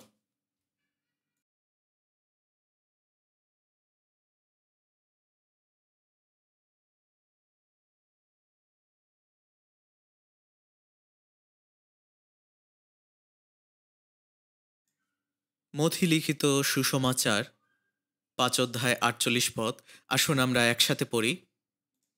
অতএব তোমাদের স্বর্গীয় পিতা যেমন সিদ্ধ, তোমরাও তেমনই সিদ্ধ হও। প্রভু যীশু খ্রিস্ট এখানে বলছেন তোমাদেরকে সিদ্ধ হতে হবে, কারণ তোমাদের স্বর্গীয় পিতাও সিদ্ধ। পিতা ঈশ্বর যিনি স্বর্গে আছেন, তিনি সিদ্ধ এবং পবিত্র। তাই তিনি যেমন সিদ্ধ, আমাদেরকেও তেমনইভাবে সিদ্ধ হতে হবে। কিভাবে একজন মানুষ ঈশ্বরের মতো খাঁটি এবং পবিত্র হতে পারে? কিভাবে আমরা আমাদের স্বর্গীয় পিতার মতো খাঁটি হতে পারি? যিশু বলছেন যে তোমার স্বর্গীয় পিতা যেমন সিদ্ধ, তোমাকেও তেমনই সিদ্ধ হতে হবে। আপনি হয়তোবা ভাবতে পারেন যীশু খ্রিস্ট এটা হয়তোবা একটু বেশি বেশি বলছেন। এটা কিভাবে সম্ভব হতে পারে? যদি একজন পিতা একজন মহৎ ব্যক্তি হতে পারেন, তাহলে সে তার পুত্রকে কি বলতে পারেন? হে আমার পুত্র, আমি যেমন মহান, তুমি আমার মতো অর্ধেক পরিমাণে মহান হও। এমনটি কি তিনি কখনো বলবেন? অবশ্যই তিনি এমন কখনো বলবেন না। বরঞ্চ একজন মহান পিতা এটাই চাবেন, যদি তার সন্তান তার থেকেও বেশি মহান না হতে পারেন, অন্তত যেন তার মতো হতে পারেন। আমাদের স্বর্গীয় পিতা তিনি সিদ্ধ, এবং তার ইচ্ছা এটাই যেন তার সন্তানেরাও সিদ্ধ হতে পারে। তিনি চান যেন আমরা ধীরে ধীরে পরিপক্ক হতে পারি, আমরা যেন বৃদ্ধি পাই, আমরা যেন আরও ধীরে ধীরে খাঁটি হতে পারি, পবিত্র হতে পারি। ঠিক যেমনটা আমাদের স্বর্গীয় পিতা সিদ্ধ, আমরা যেন খ্রিস্টের মতো হতে পারি। এবং পরবর্তীতে খ্রিস্ট যখন আবার ফিরে আসবেন, তখন আমরা আমাদের এই জাগতিক দেহকে ত্যাগ করে স্বর্গে সম্পূর্ণভাবে পূর্ণতা লাভ করব। আমরা ঠিক তেমনই খাঁটি হতে পারব, ঠিক যেমনটা আমাদের স্বর্গীয় পিতা রয়েছেন। গালাতীয় 4:19 বলা হয়েছে, তোমরা তো আমার বৎস, আমি পুনরায় তোমাদিগকে লইয়া প্রসব যন্ত্রণা ভোগ করিতেছি, যাবৎ না তোমাদের মধ্যে খ্রিস্ট মূর্তিমান না হন। প্রেরিত পৌল এখানে গালাতীয় মণ্ডলীর সাথে কথা বলছিলেন। গালাতীয় মণ্ডলীর পবিত্রগণ প্রেরিত পৌলের সুসমাচারের মধ্য দিয়ে তারা পরিত্রাণ পেয়েছিলেন, কিন্তু তাদের মধ্যে কিছু ভুল ছিল। তাদের মধ্যে কিছু ব্যবস্থাবেত্তা ছিল যারা ব্যবস্থাকে বেশি গুরুত্ব দিত। তারা বলতো যে আমাদেরকে বেশি বেশি করে ব্যবস্থা পালন করতে হবে, আর এই কারণে গালাতীয় মণ্ডলীতে অনেক ধরনের সমস্যা তৈরি হয়েছিল। তাই প্রেরিত পৌল এখানে বলছেন যে আমি তোমাদিগকে লইয়া প্রসব যন্ত্রণা ভোগ করিতেছি, যাবৎ না তোমাদের মধ্যে খ্রিস্ট মূর্তিমান না হন। তাই আমাদের মধ্যে অবশ্যই খ্রিস্টকে মূর্তিমান করতে হবে। যখন আমরা পরিত্রাণ পাই তখন একটি ব্যথা হয়ে থাকে। এই ব্যথাটা হলো জন্মানোর ব্যথা। কিন্তু পরিত্রাণ পাওয়ার পরে আর এক ধরনের ব্যথা তৈরি হয়। সেই ব্যথাটি হলো যতক্ষণ পর্যন্ত আমাদের মধ্যে খ্রিস্ট মূর্তিমান না হন। আমরা জানি যে একজন মায়ের কতটা যন্ত্রণার মধ্য দিয়ে যেতে হয় যখন একজন শিশু জন্মগ্রহণ করে। কিন্তু এটাই কি সেই মায়ের জন্য শেষ? না, এটা আসলে শুরু। সেই সন্তানটিকে, সেই শিশুটিকে সেই মায়ের লালন পালন করতে হবে। এটাও একটি সেই মায়ের জন্য একটি যন্ত্রণা। এই কারণে সেই মাকে আরও অনেক যন্ত্রণার মধ্য দিয়ে যেতে হবে। ঠিক একই বিষয়টি এখানে প্রেরিত পৌল বলছেন। আসুন আমরা ইফিসীয় 4 দেখি। ইফিসীয় 4:13 আমরা 13 থেকে 16 পর্যন্ত পড়ব। ইফিসীয় 4:13 থেকে 16 আমি পড়ছি। যাবৎ আমরা সকলে ঈশ্বর বিষয়ক বিশ্বাসের ও তত্ত্বজ্ঞানের ঐক্য পর্যন্ত, সিদ্ধ পুরুষের অবস্থা পর্যন্ত, খ্রিস্টের পূর্ণতার আকারের পরিমাণ পর্যন্ত অগ্রসর না হই, যেন আমরা আর বালক না থাকি, মনুষ্যদের ঠকামিতে, ধূর্ততায়, ভ্রান্তির চাতুরিক্রমে তরঙ্গাহত এবং যে সে শিক্ষাব্যয়তে ইতস্তত পরিচালিত না হই, কিন্তু প্রেমে সত্যনিষ্ঠ হইয়া সর্ববিষয়ে তাহার উদ্দেশ্যে বৃদ্ধি পাই। যিনি মস্তক, যিনি খ্রিস্ট, তাহা হইতে সমস্ত দেহ প্রত্যেক সন্ধি যে উপকার যোগায়, তদ্বারা যথাযথ সংলগ্ন ও সংযুক্ত হইয়া প্রত্যেক ভাগের স্ব পরিমাণ অনুযায়ী কার্য অনুসারে দেহের বৃদ্ধি সাধন করিতেছে, আপনাকেই প্রেমে গাঁথিয়া তুলিবার জন্য করিতেছে। তাই আমাদেরকে বিশ্বাসে একত্রিত হতে হবে, যেন আমরা ঈশ্বরের পুত্রের জ্ঞান লাভ করি। পরিত্রাণ পাওয়ার পরে আমাদেরকে খ্রিস্টের বিশ্বাসে একত্রিত হতে হবে, যেন আমরা খ্রিস্টের জ্ঞান লাভ করি। কেন আমরা বিভক্ত হয়ে যাই? কারণ আমরা যা বিশ্বাস করি এবং আমরা যা জানি তা এক নয়। কিছু কিছু মানুষ একরকমভাবে বিশ্বাস করছে, আবার অন্য মানুষেরা অন্যরকমভাবে বিশ্বাস করছে। কিছু কিছু মানুষ যেই বিষয়গুলো জানতে পারছে, অন্য মানুষেরা সেই বিষয়গুলো জানতে পারছে না। এই কারণে আমরা একত্রিত হতে পারছি না, কারণ আমরা বিশ্বাসে এবং খ্রিস্টের জ্ঞানে এক হতে পারিনি। তাই আমাদেরকে বিশ্বাসে এবং খ্রিস্টের জ্ঞানে একত্রিত হতে হবে, যেন আমরা সিদ্ধ মানুষ হতে পারি। আমরা পবিত্রগণ খ্রিস্টের দেহের অংশ হয়েছি, যেন আমরা একত্রিত হয়ে সিদ্ধ মানুষ হতে পারি, যেখান থেকে আমরা খ্রিস্টের পূর্ণতা লাভ করতে পারব। তাই আমাদেরকে অবশ্যই বৃদ্ধি লাভ করতে হবে, পরিপক্ক হতে হবে, যেন আমরা খ্রিস্টের পূর্ণতা লাভ করতে পারি। আমরা যা জানি সেটা যদি একজন অন্য থেকে ভিন্ন হয়ে থাকে, তাহলে এটা আসলে এক হওয়া নয়। যেটা আমাদেরকে করতে বলা হয়েছে তা হলো 14 লেখা আছে, যেন আমরা আর বালক না থাকি, মনুষ্যদের ঠকামিতে, ধূর্ততায়, ভ্রান্তির চাতুরিক্রমে তরঙ্গাহত এবং যে সে শিক্ষাব্যয়তে ইতস্তত পরিচালিত না হই। আমরা যখন বিশ্বাসে পরিপক্ক হব এবং একত্রিত হব, তখন আমরা আর বালক বা শিশু থাকব না। তখন আমরা বালক বা শিশু থেকে পরিপক্ক বিশ্বাসের দিকে চলে যাব। এবং যদি আমরা বালক বা শিশু অবস্থা থেকে অতিক্রম করতে পারি, তাহলে আমরা আর মনুষ্যদের ঠকামিতে, ধূর্ততায় এবং নানা শিক্ষা ব্যয়তে পরিচালিত হতে পারবো না। কারণ তখন আমরা একজন পরিপক্ক খ্রিস্টিয়ান হয়ে উঠতে পারব। কিন্তু যদি আমরা পরিপক্ক না হই, তাহলে আমরা বালক থেকে যাব, আমরা শিশুই থেকে যাব। যদি একটি শিশু খেলার মাঠে খেলতে থাকে, তখন যদি একজন অপরিচিত লোক তাকে এসে বলে যে তুমি আমার সাথে আসো, আমি তোমাকে আইসক্রিম দেব, তখন হয়তোবা সেই শিশুটি খুব সহজেই তাকে অনুসরণ করতে পারে, কারণ সে ভাববে সেই মানুষটি তাকে আইসক্রিম কিনে দেবে।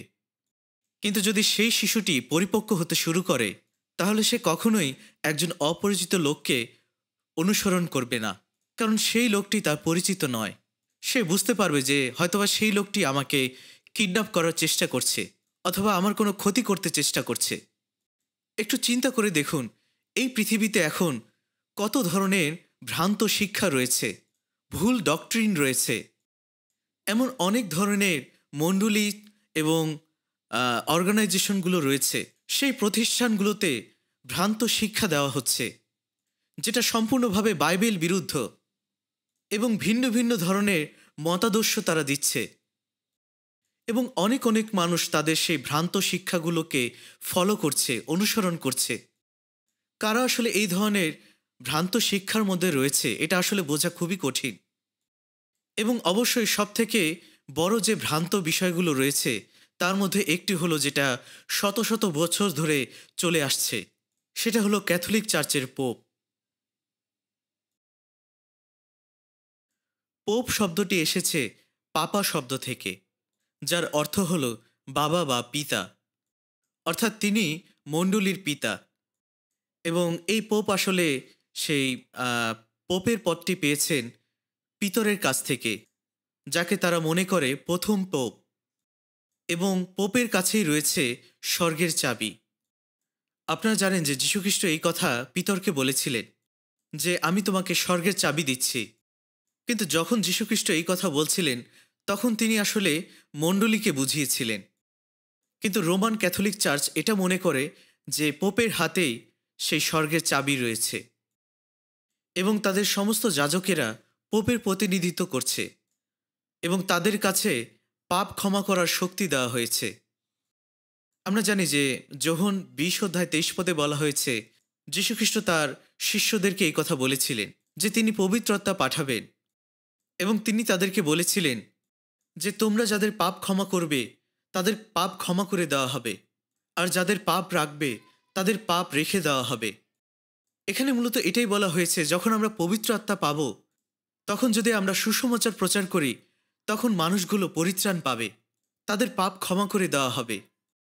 আর যদি আমরা সুসমাচার প্রচার না করি, তাহলে তাদের পাপ ক্ষমা করা হবে না। কিন্তু ক্যাথলিক চার্চ বিষয়টি এভাবে ব্যাখ্যা করছে যে পোপ এবং সমস্ত যাজকের কাছে পাপ ক্ষমা করার শক্তি রয়েছে। তারা কি আসলেই মানুষ হয়ে পাপ ক্ষমা করতে পারে? বাইবেল কি আমাদেরকে তাই বলছে? কিন্তু তবুও লক্ষ লক্ষ শত শত কোটি মানুষ এখনও এই ভ্রান্ত শিক্ষার মধ্যে রয়েছে। আপনারা কি জানেন, ইতিহাসে কত শত শত প্রকৃত খ্রিস্টিয়ানদেরকে এই ক্যাথলিক চার্চ মেরে ফেলেছিল? এবং শুধুমাত্র এই বড় ধরনের ভ্রান্ত মণ্ডলী এই পৃথিবীতে নেই, আরও অনেক ছোট ছোট ভ্রান্ত মণ্ডলী রয়েছে। তারা নিজেদেরকে হাঞ্জি বলে উপাধি দিয়েছে, এবং তাদের প্রকৃত সমস্ত নেতারা মরে গিয়েছে। তাদের এমন অনেক নেতারা ছিল যারা এটা বলতো যে তারা কখনো মরে যাবে না। আপনারা জানেন যে এরকম একজন ব্যক্তি ছিল যার নাম হলো সু। সেই মণ্ডলীর নাম হলো ইউনিফিকেশন চার্চ, এবং তিনি নিজেকে ঈশ্বর বলতেন। তিনি বলতেন যে তিনি কখনো মারা যাবেন না, কিন্তু তিনি মারা গিয়েছিলেন। এমনকি এখন পর্যন্ত এটি এই সময়কার সবথেকে ভ্রান্ত মণ্ডলী। তাই বাইবেল আমাদেরকে বলছে, যদি আমরা বিশ্বাসে পরিপক্ক হতে পারি এবং যীশুখ্রিস্টের জ্ঞানে পরিপক্ক হতে পারি, তাহলে আমাদেরকে কখনো এই সমস্ত ভ্রান্ত শিক্ষা পরিচালিত করতে পারবে না। যদি আপনি সত্যিই নতুন জন্ম পেয়ে থাকেন, তাহলে কি আপনি এই ধরনের ভ্রান্ত শিক্ষার মধ্যে পড়ে যেতে পারেন? অবশ্যই কখনোই না। এখানে বলা হয়েছে যেন আমরা বালক না থাকি, মনুষ্যদের ঠকামিতে, ধূর্ততায়, ভ্রান্তির চাতুরিক্রমে তরঙ্গাহত এবং যে সে শিক্ষা ভায়তে ইতস্তত পরিচালিত না হই, কিন্তু প্রেমে সত্যনিষ্ঠ হইয়া সর্ববিষয়ে তাহার উদ্দেশ্যে বৃদ্ধি পাই। যখন আমরা পরিপক্ক হয়ে বৃদ্ধি পাব, তখন আমরা প্রেমে সত্যনিষ্ঠে আমরা বৃদ্ধি পাব। আমরা আমাদের দেহের মস্তক খ্রিস্টকে অনুসরণ করতে পারব এবং তার মতো হতে পারব। 1 কোরিন্থীয় 13:11 লেখা আছে, প্রেরিত পৌল সেখানে বলেছেন, আমি যখন শিশু ছিলাম তখন আমি শিশুর মতো কথা বলতাম, শিশুর মতো চিন্তা করতাম এবং শিশুর মতো বিচার করতাম। কিন্তু এখন আমার বয়স হয়েছে, তাই শিশুর মতো আচার ব্যবহার করা আমি বাদ দিয়েছি। তাই আমাদেরকে অবশ্যই পরিপক্ক হতে হবে।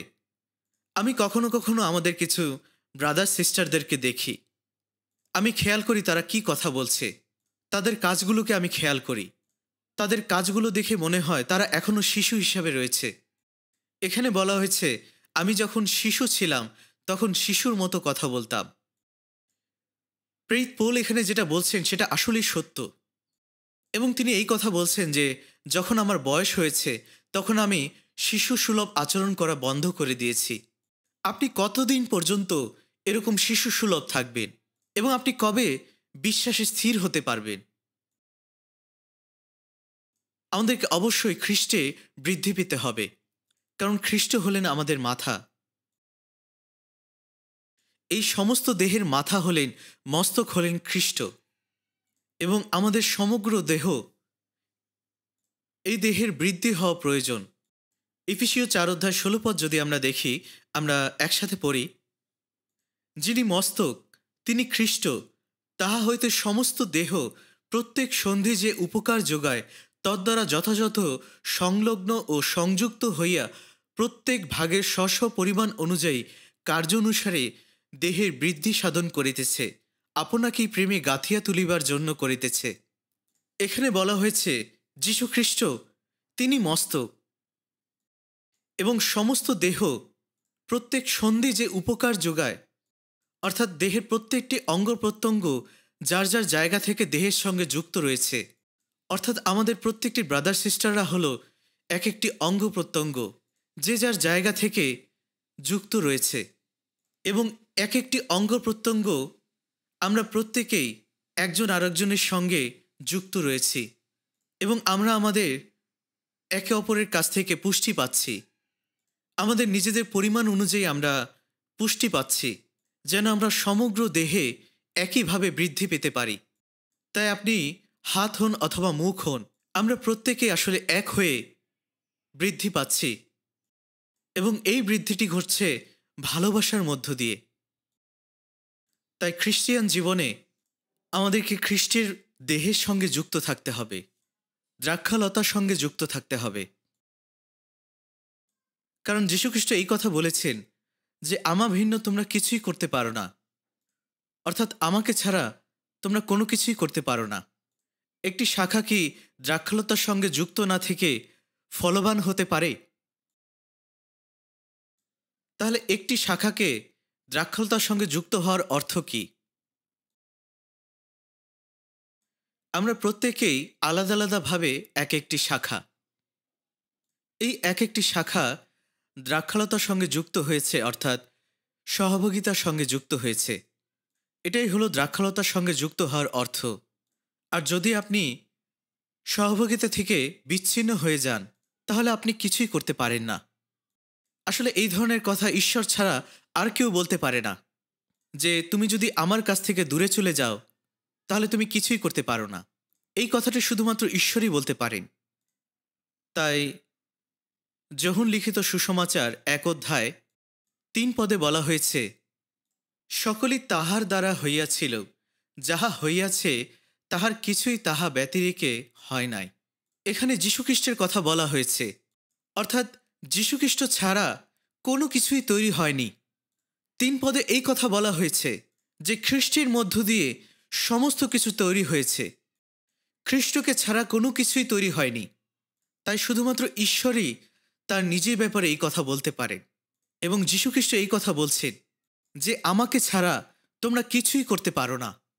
শুধুমাত্র ঈশ্বর, শুধুমাত্র যীশুখ্রিস্ট এই কথা বলতে পারেন।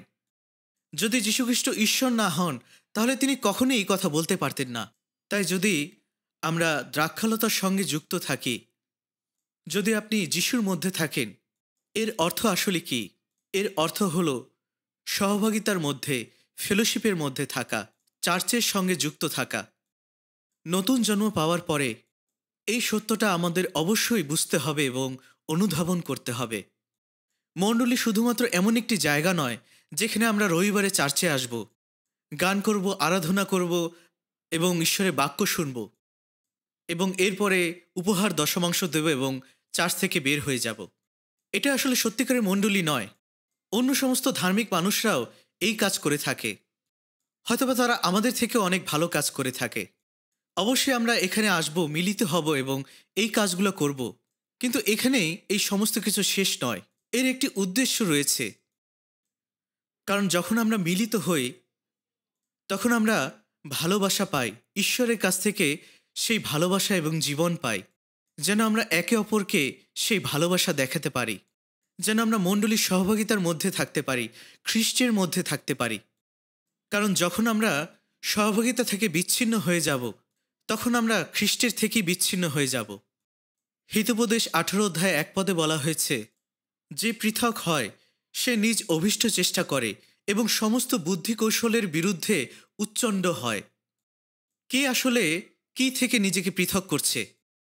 পবিত্র আত্মার দেহ থেকে নিজেকে পৃথক করছে। আমাদের এই মণ্ডলী হল খ্রিস্টের দেহ এবং ঈশ্বর এই মণ্ডলীর মধ্য দিয়ে কাজ করছেন। যখন আমরা এক হই, আমরা একত্রিত হই, যখন আমরা প্রভুকে ভালোবাসি, তখন আমরা তার ইচ্ছা পালন করি, আমরা সুসমাচার প্রচার করি। এবারে গ্রীষ্মকালে প্রচণ্ড গরম ছিল।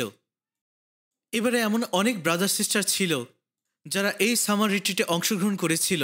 তারা প্রথম রাউন্ড থেকে সপ্তম রাউন্ড পর্যন্ত তাদের সাধ্যের অতিরিক্ত পরিচর্যা করেছিল। এমনকি তারা সুসমাচার প্রচার করেছিল। তারা তাদের জীবনের ঝুঁকি নিয়ে সেই কাজগুলো করেছিল। কেউ কি এই ব্রাদার সিস্টারদেরকে জোরপূর্বকভাবে এই কাজগুলো করিয়েছে? না, কিন্তু তারা এই কাজগুলো করেছিল অত্যন্ত আনন্দের সাথে। তারা ভালোবাসার হৃদয় নিয়ে এই কাজগুলো করেছিল, কারণ ঈশ্বর তখন তাদের মধ্য দিয়ে কাজ করছিলেন। অবশ্যই যে শক্তি আমাদের মধ্যে কাজ করছে সেটা আমরা যেটা যাচনা করতে পারি এবং আমাদের চিন্তার অতিরিক্ত সমস্ত কিছু ঘটছে, কারণ প্রভু আমাদের মধ্য দিয়ে কাজ করছেন।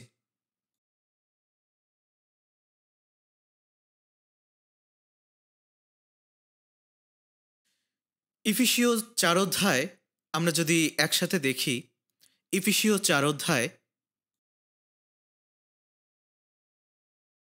2 পদ থেকে 3 পদ। আসুন আমরা একসাথে পড়ি।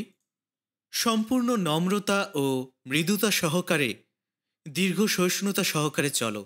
প্রেমী পরস্পর ক্ষমাশীল হও, শান্তির যোগবন্ধনে আত্মার ঐক্য রক্ষা করতে যত্নবান হও।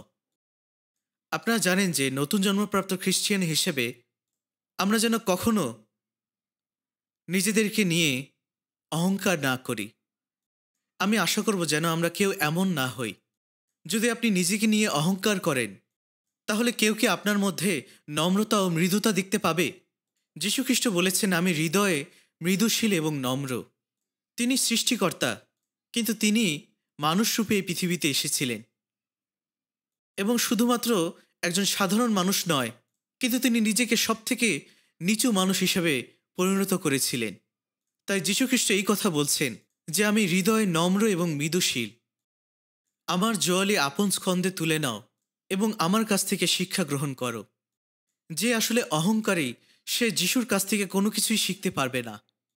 ঈশ্বর অহংকারীর নিকটবর্তী নন এবং আমাদের মধ্যে এমন কেউ যেন অহংকারী না থাকে। যদি আপনি নিজেকে নিয়ে গর্ববোধ করেন তাহলে আপনি নির্বোধে পরিণত হবেন। তাই এখানে বলা হয়েছে সম্পূর্ণ নম্রতা ও মৃদুতা সহকারে, দীর্ঘ সহিষ্ণুতা সহকারে চলো। ঠিক যেমনটা একটি মেষ বলীকৃত হওয়ার পূর্বে নীরবভাবে থাকে, সেই মেষটি নীরবতার সাথে বাধ্যতায় চলে। তাই এখানে বলা হয়েছে দীর্ঘ সহিষ্ণুতা সহকারে চলো। আমাদের ঈশ্বর কতটা দীর্ঘ সহিষ্ণু!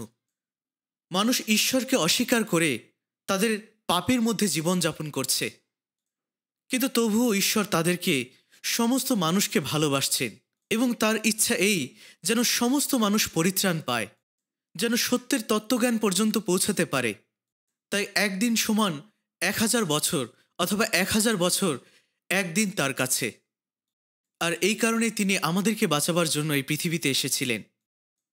তিনি দীর্ঘ সহিষ্ণু হলেন। কিছু কিছু মানুষ এরকম বলে থাকে যে আমি আর একবার সহ্য করব, এরপরে আমি আর সহ্য করব না। এটাকে আসলে দীর্ঘ সহিষ্ণুতা বলে না। যদি আপনি সহ্য করতে না পারেন তাহলে আপনি কি করবেন? তাই আমাদেরকে আরও বেশি দীর্ঘ সহিষ্ণু হতে হবে। প্রেম মানেই হলো দীর্ঘ সহিষ্ণুতা, তাই না? 1 করিন্থীয় 13 অধ্যায়টি হল প্রেমের অধ্যায়। সেখানে 4 পদে কি বলা হয়েছে? শুরুতে কি বলা হয়েছে? প্রেমের প্রধান চারিত্রিক বৈশিষ্ট্য কি? ভালোবাসাই হলো দীর্ঘ সহিষ্ণুতা। সেখানে বলা হয়েছে প্রেম চির সহিষ্ণু, এবং এরপরেই আরও চারিত্রিক বৈশিষ্ট্যগুলো বলা হয়েছে যে এই প্রেম সকলেই বহন করে, সকলেই বিশ্বাস করে, সকলেই প্রত্যাশা করে, সকলেই ধৈর্যপূর্বক সহ্য করে। দেখুন, এখানে শুরুতে বলা হয়েছে চির সহিষ্ণু এবং শেষে বলা হয়েছে সকলেই ধৈর্যপূর্বক সহ্য করে। কেন আমাদেরকে দীর্ঘ সহিষ্ণু হতে হবে? কারণ আমাদের জীবনে এমন কিছু সময় আসবে যেটা আমাদের জন্য দীর্ঘ সহিষ্ণু থাকাটা অনেক কঠিন একটি বিষয়। আমরা হয়তোবা এমন একটি জায়গায় থাকব যেখানে আমাদের জন্য সহ্য করা অনেক কঠিন হয়ে যাবে। আমাদের প্রত্যেকেরই ভিন্ন ভিন্ন ব্যাকগ্রাউন্ড রয়েছে, প্রত্যেকের ভিন্ন ভিন্ন শিক্ষা রয়েছে, অবস্থান রয়েছে। আমাদের প্রত্যেকের মধ্যে অনেক ভিন্নতা রয়েছে। এমনকি একজন নারী এবং পুরুষ, তারা সম্পূর্ণ ভিন্ন দুটি ব্যাকগ্রাউন্ড থেকে আসতে পারে এবং বিবাহ করতে পারে। তাদের হয়তোবা ভিন্ন মতবাদ এবং ভিন্ন ভিন্ন মূল্যবোধ থাকতে পারে, এবং তাদের মধ্যে যদি কোনো সমস্যার সৃষ্টি হয়, তারা হয়তোবা এরকম বলতে পারে একে অপরকে যে আমি কখনো ভাবিনি এরকমটি ঘটবে, আমি আসলে জানতাম না যে তুমি এমন, যদি আমি আগে জানতাম যে তুমি এরকম তাহলে আমি কখনোই তোমাকে বিয়ে করতাম না।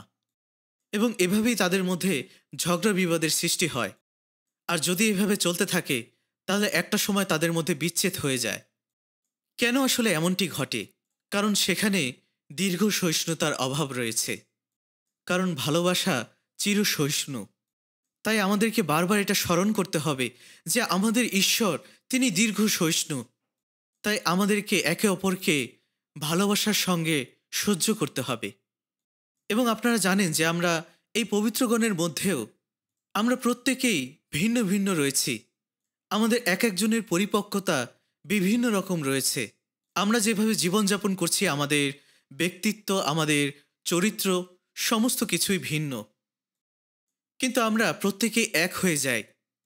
আমরা তখন প্রত্যেকেই একসাথে সমস্ত কিছু করতে পারি যখন আমরা দীর্ঘ সহিষ্ণু হই। আমরা যখন ভালোবাসায় একে অন্যকে বহন করতে পারি। অনেকে এরকম বলে থাকেন যে আমি অনেক সহ্য করেছি, আর আমি সহ্য করব না, আমি আর এই বিষয়টি নিয়ে চুপ থাকব না। কিন্তু আমরা তাহলে কি করতে পারি? ঈশ্বর আমাদেরকে বলেছেন আমরা যেন দীর্ঘ সহিষ্ণু হই, আমরা যেন প্রেমে পরস্পর ক্ষমাশীল হই, আমাদের মধ্যে যেন শান্তির যোগ বন্ধন থাকে, প্রেমের বন্ধন থাকে। কারণ আমরা প্রত্যেকেই পবিত্র আত্মা দ্বারা একে অন্যের সঙ্গে যুক্ত হয়েছি। এটাই হলো ভালোবাসার যোগ বন্ধন। আর এই কারণে আমাদেরকে আত্মার ঐক্য রক্ষা করতে যত্নবান হতে হবে। বাইবেল আমাদেরকে এটাই বলছে যেন আমরা ঐক্য রক্ষা করতে যত্নবান হই, যেন আমরা দীর্ঘ সহিষ্ণু হই, যেন আমরা এক বিশ্বাসে স্থির থাকি। কারণ আমাদের পিতা এক, আমাদের পবিত্র আত্মা এক, আমাদের বিশ্বাস এক এবং আমাদের আশা এক, এবং একই উদ্দেশ্যে আমরা বেঁচে আছি। আমরা আমাদের জন্যই আমরা এক হয়েছি। পবিত্র আত্মা আমাদেরকে একত্রিত করেছেন। আমাদের প্রত্যেকের জীবনে একই উদ্দেশ্য দেওয়া হয়েছে এবং এই কারণে আমরা এক হয়েছি।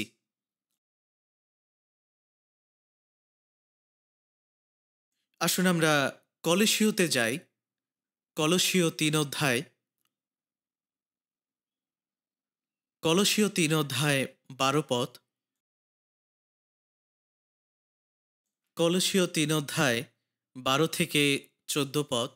আসুন আমরা একসাথে পড়ি। অতএব তোমরা ঈশ্বরের মনোনীত লোকদের, পবিত্র ও প্রিয় লোকদের, উপযোগী মতে করুণার চিত্ত, মধুর ভাব, নম্রতা, মৃদুতা, সহিষ্ণুতা পরিধান করো। পরস্পর সহনশীল হও, এবং যদি কাহাকেও দোষ দিবার কারণ থাকে তবে পরস্পর ক্ষমা করো। প্রভু যেমন তোমাদিওকে ক্ষমা করিয়াছেন, তোমরাও তেমনি করো। আর এই সকলের উপরে প্রেম পরিধান করো, তাহাই সিদ্ধির যোগবন্ধন। আমাদেরকে এই বিষয়টি নিয়ে ধীরে ধীরে চিন্তা করা প্রয়োজন। এই বাক্যে আসলে কি বোঝানো হয়েছে?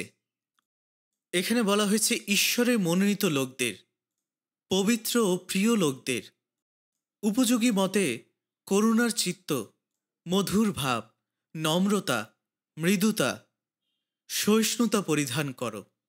পরস্পর সহনশীল হও এবং পরস্পরকে ক্ষমা করো। পরস্পর সহনশীল হওয়ার অর্থ হল, যদি কেউ আপনার বিরুদ্ধে কোনো কিছু করে থাকে, যদি কেউ আপনার বিরুদ্ধে কোনো কাজ করে, আমরা যেন এটা আমাদের নিজেদের মধ্যে ধরে না রাখি, বরঞ্চ আমরা যেন একে অপরকে গ্রহণ করি এবং একে অপরকে ক্ষমা করে দিই।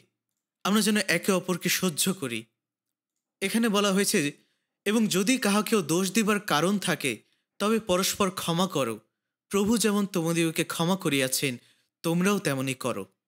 তাই আমাদেরকে অবশ্যই একে অপরকে ক্ষমা করা উচিত, যেমন খ্রিস্ট আমাদেরকে ক্ষমা করেছিলেন। যীশুখ্রিস্ট আমাদেরকে নিঃস্বার্থভাবে ক্ষমা করে দিয়েছিলেন। ঠিক একইভাবে যখন কেউ আমার বিরুদ্ধে কোনো কিছু বলে, কোনো কিছু করে, অথবা আমাকে কষ্ট দেয়, দুঃখ দেয়, যদি কোনো ব্রাদার সিস্টারদের মধ্য দিয়ে আমি কোনো কষ্ট পেয়ে থাকি, আমাদের ক্ষমা করা প্রয়োজন। আমরা যেন তাদেরকে ক্ষমা করে দিই। বাইবেল বলে, যখন আপনি অন্যজনকে ক্ষমা করছেন তখন আপনি নিজে গৌরবান্বিত হচ্ছেন। যদি আপনি ক্ষমা করতে না পারেন, তাহলে আপনি সেই ধরনের নিম্নমানের মানুষ যারা শুধুমাত্র প্রতিশোধ নেওয়ার কথা চিন্তা করে। যদি আপনি এমন চিন্তা করেন যে তুমি পূর্বে আমার সাথে খারাপ ব্যবহার করেছিলে, এরপরে আমি তোমাকে দেখে নেব। কোরিয়ান একজন জ্ঞানী ব্যক্তি এই কথা বলতেন, যদি আপনি শত্রুকে ধাওয়া করেন তাহলে আপনাকে 30,000 কিলোমিটার যেতে হবে। আসলে এর অর্থ হলো, আপনি যদি শত্রুকে এভাবেই মারতে যান তাহলে আপনি নিজেই মারা যাবেন। আপনার ভিতরে অন্তরের রাগ, আপনার ঘৃণা আপনাকে মেরে ফেলবে। মানুষের মধ্যকার রাগ ঘৃণাগুলো মানুষকে ধ্বংস করে দেয়। এটা আমাদের জীবনকে অসুখী করে তোলে। তাই আমাদেরকে অবশ্যই একে অপরকে ক্ষমা করে দেওয়া প্রয়োজন। এবং 14 পদে এই কথা বলা হয়েছে, এই সকলের উপরে প্রেম পরিধান করো, তাহাই সিদ্ধির যোগবন্ধন। আমরা যেন সমস্ত কিছুর উপরে প্রেমকে রাখি। প্রেম হলো খাঁটি হওয়ার বন্ধন। আর আমরা আসলে প্রেমের কারণেই এক হয়েছি। আমরা কি আসলে এই কারণে এক হয়েছি যে আমাদের মধ্যে কোনো সমস্যা নেই? না, আমাদের মধ্যে আসলে অনেক ধরনের সমস্যা রয়েছে, এবং এরপরও খ্রিস্ট আমাদেরকে ক্ষমা করে দিয়েছেন। তাই আমাদেরকে অবশ্যই একে অপরকে ক্ষমা করতে হবে, ঠিক যেমনটা খ্রিস্ট আমাদেরকে ক্ষমা করেছিলেন, কারণ তার একটি বিশাল হৃদয় আমাদের জন্য রয়েছে।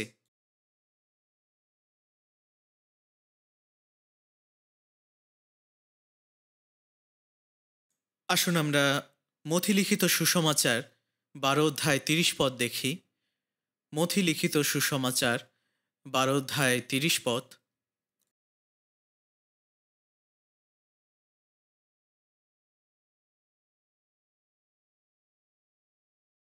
মথি লিখিত সুসমাচার 12 অধ্যায় 30 পদ। আসুন আমরা একসাথে পড়ি। যে আমার সপক্ষ নয় সে আমার বিপক্ষ, এবং যে আমার সহিত কুরায় না সে ছড়াইয়া ফেলে। যীশুখ্রিস্ট এখানে বলছেন, যদি কেউ আমার পক্ষে না থাকে তবে সে আমার বিপক্ষে আছে। যে আমার সঙ্গে কুরায় না সে ছড়ায়। যীশুখ্রিস্ট এখানে কি বোঝাতে চেয়েছেন?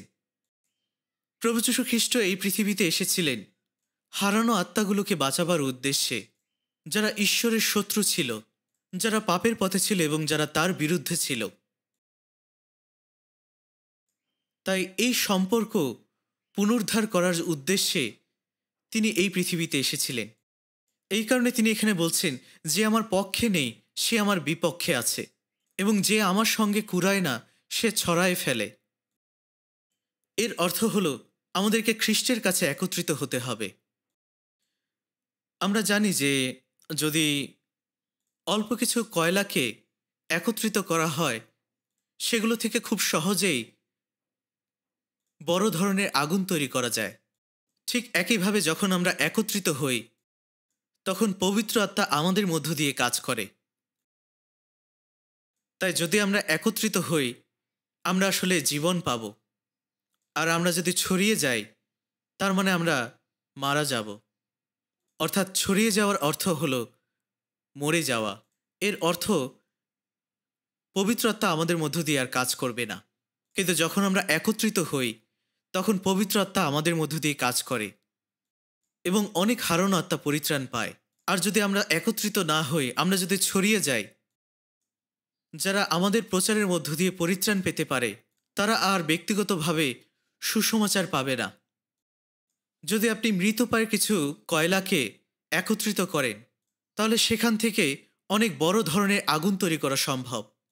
ঠিক একইভাবে আমাদেরকে এই প্রেমের বন্ধনে, শান্তির বন্ধনে এক থাকতে হবে, যেন আমাদের বিশ্বাস এক থাকে, আমাদের আশা এক থাকে, আমাদের উদ্দেশ্য এক থাকে এবং সেই সাথে আমাদেরকে এই সহযোগিতার সঙ্গে থাকতে হবে, খ্রিস্টের মধ্যে থাকতে হবে, যেন আমাদের মধ্য দিয়ে পবিত্র আত্মা কাজ করেন।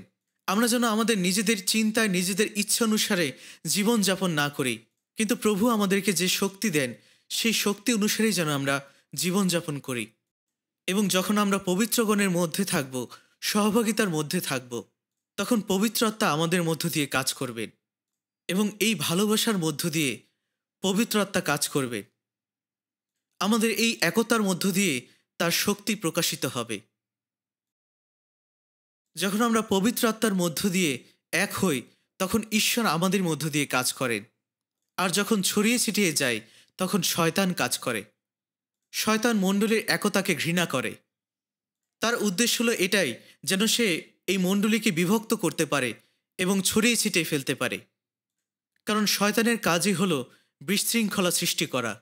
তাই আমরা যারা নতুন জন্মপ্রাপ্ত খ্রিস্টিয়ান রয়েছি, আমরা যে কঠিন পরিস্থিতির মধ্যে দিয়ে যাই না কেন, আমরা যেন দীর্ঘ সহিষ্ণু হই। এটা হলো আমাদের জন্য সবথেকে গুরুত্বপূর্ণ কাজ আমাদের খ্রিস্টিয়ান জীবনে, যেন আমরা আমাদের মধ্যে একতা ধরে রাখতে পারি। আমরা যেন কখনো সহভাগিতা থেকে বিচ্ছিন্ন না হই। আমাদেরকে আরও শক্তিশালীভাবে এই সহভাগিতার সঙ্গে যুক্ত থাকতে হবে। আমাদের হয়তোবা এমন ব্রাদার এবং সিস্টাররা থাকতে পারে যারা পূর্বে অত্যন্ত পরিশ্রমী ছিলেন, কিন্তু হয়তোবা একটা সময় পরে আপনি এখন তাদেরকে দেখতে পাচ্ছেন না। কি হয়েছে? তারা কোথায় চলে গেছে? এরপরে আপনি দেখতে পারলেন, আপনি জানতে পারলেন যে তাদের সাথে কিছু ব্রাদার সিস্টারদের কিছু সমস্যার সৃষ্টি হয়েছিল এবং এই সমস্যাগুলি তারা অজুহাত হিসেবে দেখায়। আসলে কি সত্যি এগুলো তাই? যদি আমাদের মধ্যে খ্রিস্টের প্রেম থাকে, যদি আমাদের মধ্যে দীর্ঘ সহিষ্ণুতা থাকে, আমরা যদি একে অপরের প্রতি সহনশীল হই, তাহলে কি সত্যি আমাদের মধ্যে আর কোনো সমস্যা থাকার কথা? কিন্তু আপনার জীবনের সমস্যার কারণে আপনি মণ্ডলীকে ত্যাগ করছেন। এটাই যীশুখ্রিস্ট বলেছেন যে তাকে ছাড়া থাকা। আদিপুস্তকে আমরা জানি যে অব্রাহাম যখন তার দেশ ত্যাগ করেছিলেন, তখন তার ভাতিজা লোট তার অনুসারী হয়েছিলেন। অব্রাহাম এবং লোট তারা একসঙ্গে ছিলেন এবং একটা সময় যখন আপনারা জানেন যে তাদের সমস্ত পশুপাল যখন বৃদ্ধি পাওয়া শুরু করলো, তাদের ধন সম্পদ যখন বেড়ে গেল, তখন অব্রাহামের রাখাল এবং দাসদাসীর সাথে লোটের দাসদাসীদের ঝগড়া বিবাদ লেগে থাকত। এই কারণে অব্রাহাম লোটকে বলেছিলেন, তুমি আমার কাছ থেকে দূরে চলে যাও, যেন আমাদের মধ্যে কোনো ধরনের ঝগড়া বিবাদ না হয়। তিনি বলেছিলেন যে আমাদের এখন অনেক ধন সম্পদ হয়েছে এবং তোমার যদি অস্বস্তি বোধ হয়, তুমি এখান থেকে চলে যেতে পারো। তুমি যদি ডানে যাও তাহলে আমি বামে যাব, অথবা তুমি যদি বামে যাও তাহলে আমি ডানে যাব। এই কথাই অব্রাহাম বলেছিলেন এবং লোট হয়তোবা এটাই চিন্তা করেছিলেন যে এটাই সবথেকে উত্তম বিষয়। কিন্তু এটা তার জন্য একটি ভুল সিদ্ধান্ত ছিল। লোটের আসলে তার কাকার সাথেই থাকা উচিত ছিল। তার এটা বলা উচিত ছিল যে ঈশ্বরের কথা অনুসারে আমাদের পিতৃভূমি থেকে আপনি এখানে এসেছেন, আমি আপনাকে এই পর্যন্ত অনুসরণ করেছি, আপনার সঙ্গে সঙ্গে ঈশ্বর ছিলেন, ঈশ্বর আপনাকে পরিচালনা দিচ্ছেন, আমি আপনার সঙ্গেই থাকতে চাই। তার হয়তোবা তার দাসদাসীদেরকে শাসন করার প্রয়োজন ছিল। তার এটা বলা প্রয়োজন ছিল যে আমি কখনোই আপনাকে ছেড়ে যাব না। আমি যতক্ষণ না মৃত্যুবরণ না করছি ততক্ষণ পর্যন্ত আপনার সঙ্গেই থাকব। কিন্তু অবশ্যই লোট এই কাজটি করেনি। সে কখনো এই ধরনের মনোভাব দেখায়নি। সে তখন এই সিদ্ধান্ত নিল এবং সদম গমোরায় চলে গেল। কারণ তার কাছে সেই সদম গমোরা এদন বাগানের মতো ছিল। তাই তখন সে সেই বিস্তৃত মরুভূমির প্রান্তরে অব্রাহামকে রেখে সে সদম গমোরায় চলে যায়। এবং এরপরে কি ঘটনা হয় আমরা সবাই জানি। লোট হয়তোবা সেখানেই মারা যেতেন যদি অব্রাহাম তার জন্য একাগ্রভাবে প্রার্থনা না করতেন। কারণ তার জন্য অব্রাহামের কাছ থেকে দূরে সরে যাওয়ার অর্থই হলো ঈশ্বরের কাছ থেকে দূরে সরে যাওয়া। তার কখনোই অব্রাহামকে ত্যাগ করে যাওয়া উচিত হয়নি। তাই একইভাবে যখন আমরা চার্চের মধ্যে থাকি, মণ্ডলীর মধ্যে থাকি, তখন ঈশ্বর আমাদের মধ্যে থাকেন এবং আমাদের মধ্য দিয়ে কাজ করেন। কিন্তু আমরা যদি মণ্ডলীর কাছ থেকে দূরে সরে যাই, তাহলে আমরা ঈশ্বরের কাছ থেকে দূরে সরে যাচ্ছি এবং এটাই আপনার বিশ্বাসকে ধ্বংস করে দিতে পারে। যদি আপনি এমন কিছু ব্রাদার সিস্টার দেখেন যারা পূর্বে অনেক পরিশ্রমী ছিল, কিন্তু এখন আপনি তাদেরকে দেখতে পাচ্ছেন না, তারা আসলে এখন কোথায় চলে গিয়েছে? যদি এটা কোনো বড় কোনো সমস্যার কারণে না হয়ে থাকে, যদি এটা ছোটোখাটো কোনো সমস্যা হয়ে থাকে যে কারণে তারা চার্চ পরিত্যাগ করেছে, এটা আসলে অত্যন্ত দুঃখজনক একটি বিষয়। তারা শুধুমাত্র যে সহভাগিতা পরিত্যাগ করেছে তা নয়, তারা খ্রিস্টের কাছ থেকে দূরে সরে গিয়েছে। আপনার জীবনে যত কঠিন পরিস্থিতি আসুক না কেন, যদি আপনাকে কেউ এখান থেকে বের করে দেওয়ার চেষ্টা করে, আপনি অবশ্যই কখনো এখান থেকে বের হবেন না। কিন্তু কে আপনাকে বের করে দেওয়ার চেষ্টা করছে? আসুন আমরা আরেকটি বাক্য দেখতে চাই। তীত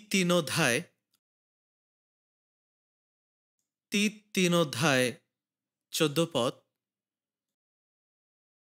আসুন আমরা একসাথে পড়ি। আর আমাদের লোকেরাও প্রয়োজনীয় উপকারার্থে সৎকার্যে ব্যাপৃত হইতে অভ্যাস করুক, যেন ফলহীন হইয়া না পড়ে।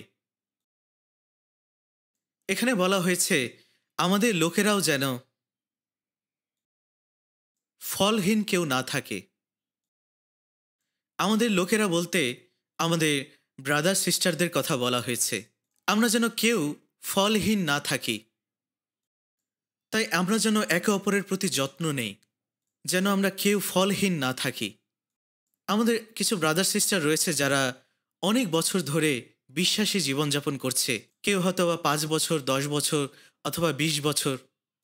কিন্তু যদি তাদের জীবনের মধ্যে কোনো পরিবর্তন না আসে, যদি তাদের স্বভাবগুলো পরিবর্তিত না হয়, তারা যদি সুসমাচারের জন্য আত্মত্যাগ না করে, এর অর্থ হলো তাদের জীবনে এখনো কোনো ফল আসেনি। কিন্তু আমরা যেন কখনো এরকম হতে না দেই। আমরা যেন প্রত্যেকেই ফলবান হতে পারি। তাই আসুন আমরা উত্তম কার্য করি।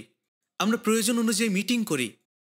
আসুন আমরা একে অপরকে শিক্ষা দেই যেন আমরা ফলবান হতে পারি।